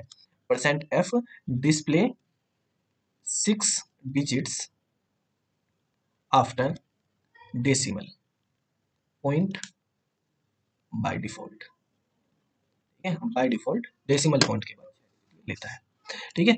तो आपके पास 6 डिजिट आ रही है यहाँ पे। आप यहाँ पे 5F भी मत लिखो, केवल ये लिख दो 5 ही, तब भी आप देखेंगे यहाँ पे यही आएगा। 5 तो ये है कि अगर आपके पास कम है तो 5 करेगा, ज्यादा है तो कोई फर्क नहीं है उससे, वो तो उतना ही आएगा, ठीक है भाई। अगर 5 से कम यहाँ पे डिस्प्ले हो रहे होते तो स्पेस बना देता वो, अब तो 5 से ज्यादा ही हो रही है तो स्पेस क्यों बनाएगा, ठीक है। अब हम यहाँ पे लिख रहे हैं, इसको ऐसे भी लिख सकते हैं, 0.2 लिख दिया मैंने, तो 0% के बाद लिखना है आपको, 0.2 लिख दिया। तो 0.2 लिखने का मतलब क्या है, दशमलव के बाद 2, टोटल जीरो, तो जीरो से ज्यादा ही आएंगे, उससे कोई जीरो का कोई फर्क नहीं पड़ेगा, दशमलव के बाद 2 डिजिट लेंगे, ठीक है। तो क्योंकि हमारे पास टोटल 5 पड़ रही है, 5 डिजिट हो रही है, तो उससे कोई फर्क नहीं पड़ेगा, जीरो का जीरो, अगर 5 से ज्यादा होती तभी इसका फर्क पड़ता, ठीक है। यहाँ पे जीरो की जगह हम 6 7 ऐसे लिख देते हैं तो फर्क पड़ता है। जैसे देखो आपने यहाँ पे 5 तक लिखोगे तो कोई फर्क नहीं पड़ेगा, जैसे ही आप यहाँ पे 6 कर दोगे तो स्पेस आ जाएगा, क्योंकि दशमलव के बाद तो 2 ही डिजिट रखनी है, लेकिन टोटल 6 करनी है, 5 है तो एक स्पेस बना दिया गया है, ठीक है। इस तरह से हमारे पास यूज होता है। अगर आपके पास डिजिट यहाँ पर 6 से ज्यादा है, जैसे 5 8 7 1 2 3 4 5 6 7, तो ये देगा 6 डिजिट, 6 डिजिट का मतलब 1 2 3 तक, यहाँ तक ही, ठीक है। तो आप एंटर करेंगे, अभी हमने दो लिख रखे तो इसलिए 2 आया, अगर आप ये 2 नहीं लिख देते डिफॉल्ट में, इसको ऐसे ही लिख देते हैं, तो आपके पास 1 2 ठीक है। तो इस तरह से आपके पास ये परसेंट एफ काम करता है, ठीक है। दशमलव के बाद 6 डिजिट आपके पास आएगा, दशमलव से पहले आपके पास जितने भी डिजिट होंगे वही होंगे। अब हम नेक्स्ट पढ़ते हैं परसेंट ओ। परसेंट ओ का मतलब है ऑक्टल नंबर, ठीक है। अगर नंबर आपको ऑक्टल में प्रिंट कराना है तो परसेंट ओ यूज करते हैं। तो ये आपको 11th क्लास में भी आपने पढ़ा होगा कि परसेंट ओ वो करना है हमें, ऑक्टल है, बाइनरी है, हेक्सा है, डेसिमल है, वही सब चीजें हैं। तो परसेंट ओ का मतलब होता है ऑक्टल नंबर, तो आपको नंबर को ऑक्टल में प्रिंट कराना है। तो देखो किस तरह से ऑक्टल में प्रिंट होंगे, तो जैसे मान लिया हमने यहाँ पे लिखा प्रिंट, ठीक है, परसेंट ओ, ठीक है, और यहाँ पे परसेंट ओ के बाद हमने लिख दिया परसेंट 7, तो 7 तक तो ऐसे ही होते हैं ऑक्टल में, जो 0 से 7 तक तो वैल्यू होती है ऑक्टल में। लेकिन जैसे ही आप इसको 7 से ज्यादा पे पहुंच जाओगे, 8 हो जाएंगे, तो 8 ऑक्टल में नहीं होता, ऑक्टल में 8 को 10 लिखते हैं, तो ये 10 आ गया, ठीक है। आप यहाँ पर लिखते हैं, आपने लिख दिया 9 लिखते हैं, तो 9 को ऑक्टल में 11 लिखते हैं, ठीक है। आप यहाँ पे 17 लिख रहे हैं, 17 को ऑक्टल में 21 लिखते हैं, तो ये हमारे पास ऑक्टल में कन्वर्जन हो जाता है इस तरह से। आप इसको यहाँ पर 17 हमने लिखा, कैपिटल ओ लिख दिया, स्मॉल ओ की जगह कैपिटल ओ लिख दिया, तो आपका आपको स्मॉल ओ ही लिखना है, ठीक है, कैपिटल नहीं लिखना, स्मॉल ओ ही लिखना है, ठीक है। अब इसके बाद हम हेक्सा में चलते हैं, हेक्सा में एक्स लिखते हैं। हेक्सा में एक्स जब हम लिखेंगे तो आप जैसे यही वाला ले लेते हैं, ठीक है। तो देखो इस वाली वैल्यू को हमने यहाँ से ले लिया, आपने यहाँ पे एक्स लिख दिया। तो हेक्सा में हेक्साडेसिमल आप जानते हैं कि उसमें कितने तक वैल्यू होती है हमारे पास, परसेंट एक्स आप लिख रहे हो, तो ये हमारे पास 0 1 2 से लेकर 9 तक, और उसके बाद A B C D E F ये आपके पास रहेगा, ये स्मॉल लेटर में होंगे ABC। अगर आप परसेंट में कैपिटल एक्स लिख देते हो तो ये 0 1 2 तो 9 तक प्रिंट करेगा ही, उसके बाद कैपिटल में A B C D E F ये ले लेगा। अब देखो 7 तो हेक्सा में होता ही है, ठीक है, 7 लिख रहे तो 7 तो 7 ही आ जाएगा, लेकिन अगर आप यहाँ पर 7 की जगह 10 लिखने लगे, ठीक है, और इसको आपने एक्स कर दिया तो स्मॉल ए आ जाएगा, ठीक है। इसी तरह से आपने इसको अगर कैपिटल एक्स कर दिया तो आपका एक कैपिटल है, ठीक है। इसी तरह से आपने इसको अगर यहाँ पे 15 कर दिया, स्मॉल में एफ आ जाएगा। अगर 15 में आपने कैपिटल एफ कर एक्स कर दिया तो कैपिटल में एफ आ जाएगा। अगर आप यहाँ पर लिखते हो, आपने लिख दिया 35 और इसको करें तो 35 का 23 होता है। तो इस तरह से हमारे पास हेक्साडेसिमल में कन्वर्जन होता है। ऑक्टल में, डेसिमल में, हेक्साडेसिमल में कैसे कन्वर्जन होता है ये आपको मैंने इस वीडियो में यहाँ पे समझाया है। आप अगर लिखते हैं, जैसे यहाँ पे लिख दिया आपने बिन और यहाँ पे लिख दिया 1111, ठीक है, या हमारे पास जो है देखो आप इंटीजर में कन्वर्ट करने के लिए ऐसे भी लिख सकते हो, बिन लिख दिया हमने, बिन में आप यहाँ पे लिख दिया आपने 15 लिख दिया, ठीक है, और कोमा लगा के आपने लिख दिया यहाँ पे 10, तो एंटर करेंगे तो ये क्या है, टेक्स एग्जैक्टली 1 आर्ग्यूमेंट। तो एक आर्ग्यूमेंट ले लो बिन में, बिन डेसिमल से हम कन्वर्ट कर रहे हैं, ठीक है। इंटीजर में आप 2 आर्ग्यूमेंट दे सकते हैं। तो यहाँ पर जो है str object can not be interpreted है, तो आपको ये स्ट्रिंग में नहीं, न्यूमेरिक वैल्यू है हमारे पास बिन 15 लिखा, तो बिन 15 में आपके पास ये बाइनरी आ गया। आपको बाइनरी में प्रिंट कराना तो आप ऐसे प्रिंट करा सकते हैं। आपने बिन लिखा, बिन नाम का मेथड होता है, फंक्शन होता है, आप यहाँ पे 21 लिख देते हैं तो 21 का बाइनरी आ गया। बिन लिखने पे आपने यहाँ पे 78 लिख दिया तो 78 का बाइनरी आ गया। ऐसे ही आप अगर इंट लिखेंगे, इंट में आपने लिख दिया 1111 ऐसे करके और यहाँ पे लिख दिया 2, इसका मतलब ये बाइनरी में लिखा, इसको इंटीजर में कन्वर्ट कर दो। ठीक है, जब हम इंट फंक्शन करते हैं तो इसको सिंगल कोड में वहां पे 2 आर्ग्यूमेंट देते हैं। आपने लिख दिया कि हमारे पास 101 लिखा हुआ है, ये बाइनरी में है, तो इसको इंटीजर में करेंगे तो क्या आएगा, 5 आएगा। आपने लिख दिया कि आपके पास लिखा हुआ है एफ लिखा हुआ है, लेकिन ये हेक्सा में है, तो ये डेसिमल में कितना होगा, 15 होगा। आपने लिख दिया इंट में, आपके पास लिखा हुआ है 10 लिखा हुआ है, लेकिन ये जो है ऑक्टल में लिखा हुआ है, तो ये 8 बन जाएगा हमारा डेसिमल में आके। आपने इंट लिखा, इंट में यहाँ पे लिख दिया, फंक्शन में आपने लिख दिया 15, 15 ये आप कह रहे हो, या 17 लिख दिया मैंने, 17 आप कह रहे हो ये ऑक्टल में है, तो ये डेसिमल में कितना होगा। तो आप ये बिन फंक्शन, आप ये हमारे पास इंट फंक्शन ये यूज कर सकते हैं। बिन फंक्शन से बाइनरी में आता है, बिन फंक्शन डेसिमल को बाइनरी करता है, इंट फंक्शन किसी भी को इंटीजर में डेसिमल में कन्वर्ट कर देगा, ठीक है, चाहे बाइनरी हो, ऑक्टल हो, हेक्सा हो, किसी को भी कन्वर्ट करने के लिए वो यूज होता है। इसी तरह से आपने यहाँ पे लिखा प्रिंट, हम यूज करते हैं आगे परसेंट ऑफ ई का। तो परसेंट ऑफ ई का यूज करा, हमने कोई वैल्यू लिखी 4 5 इस तरह से, तो ये हमारे पास एक्सपोनेंशियल फॉर्मेट में आ जाएगी। एक्सपोनेंशियल फॉर्मेट मैथमेटिकल फॉर्मेट होता है, एक डिजिट के बाद आपके पास पॉइंट लगेगा, पहले डिजिट के बाद पॉइंट लगेगा, और दशमलव के बाद आपके पास, आप यहाँ देख रहे हैं दशमलव के बाद 2 2 4 2 6 डिजिट आपके पास यहाँ दशमलव के बाद आप भी यहाँ पे जैसे फ्लोटिंग पॉइंट होता है 6 डिजिट आएंगे। आपने ये हो गया, इसका मतलब 10 की पावर 1, यानी इसमें 10 से मल्टीप्लाई करोगे तो आपके पास ये 45 आ जाएगा। आप यहाँ पर लिखते हैं, आपने लिख दिया 455 या 456 लिख दिया, तो आप करेंगे 4.56 इस तरह से आ जाएगा। तो ये हमारे पास इस तरह से होता है। अगर आप इसको भी लिखने लगे, इस तरह से आपने रिप्रेजेंट कर दिया कि मान लिया हमारे पास 0.2 लिखना, तो ये आप डिस्प्ले कर रहे हैं कि पॉइंट के बाद आपको कितनी डिजिट लिखनी। बाय डिफॉल्ट तो 6 ही आ रही थी, अब आपको 2 ही रखनी, 4.56 इंटू 10 की पावर 2 आपके पास बन गया है, ठीक है। तो हम इस तरह से यूज कर सकते हैं इनका ई वालों का, कि कितना हमें यूज करना है। ई में आप अगर माइनस में वैल्यू आएगी, कैसे आएगी माइनस में, जैसे हमने ये लिखा परसेंट ई, ठीक है, और परसेंट ई के बाद हमने लिख दिया यहाँ पे परसेंट 0.000456, तो आपको पहला नंबर है जो है डिजिट नॉन जीरो, उसके बाद दशमलव लगानी, 4 के बाद दशमलव लगानी, तो आपके पास ये 4 डिजिट इधर जाएगी, तो 10 की पावर -4 हो गया, मतलब ई की पावर -4, ठीक है। आपने यहाँ पर एक जीरो कम कर दी, तो अब आपके पास ई की पावर -3, नॉर्मल मैथमेटिक्स, ठीक है। तो इस तरह से हम फॉर्मेटिंग करते हैं। तो ये फॉर्मेटिंग न्यूमेरिक टाइप पे किस तरह से फॉर्मेटिंग होती है वो मैंने आपको समझाई है। अगली क्लास में मैं आपको समझाऊंगा स्ट्रिंग पे कैसे फॉर्मेटिंग करेंगे। असाइनमेंट वगैरह भी इनके बताए थे आपको किस तरह से होंगे पुरानी वीडियो में, ठीक है। तो वे असाइनमेंट भी कर लेना, ये वाला असाइनमेंट है, इसका असाइनमेंट आपको मिल जाएगा। आप जो है यूट्यूब चैनल पे जाएंगे, वहाँ पे डिस्कशन टैब होगा, डिस्कशन टैब में से असाइनमेंट दिया हुआ है इसका, वो आप कर लेंगे। ठीक है, तो आपको वीडियो कैसी लगी वो आप देख लेना। ठीक है, सही लगी तो आप इनको नोट कर लेना वीडियो को। ठीक है, वीडियो इसके बाद आपको जो है ये वहाँ पर मिल जाएगी ऐप में से आप एक्सेस कर सकते हैं इस वीडियो को। ठीक है, अपना CS और IP दोनों में आपको मिल जाएगी। तो फिर मिलते हैं अगली क्लास में, तब तक के लिए बाय।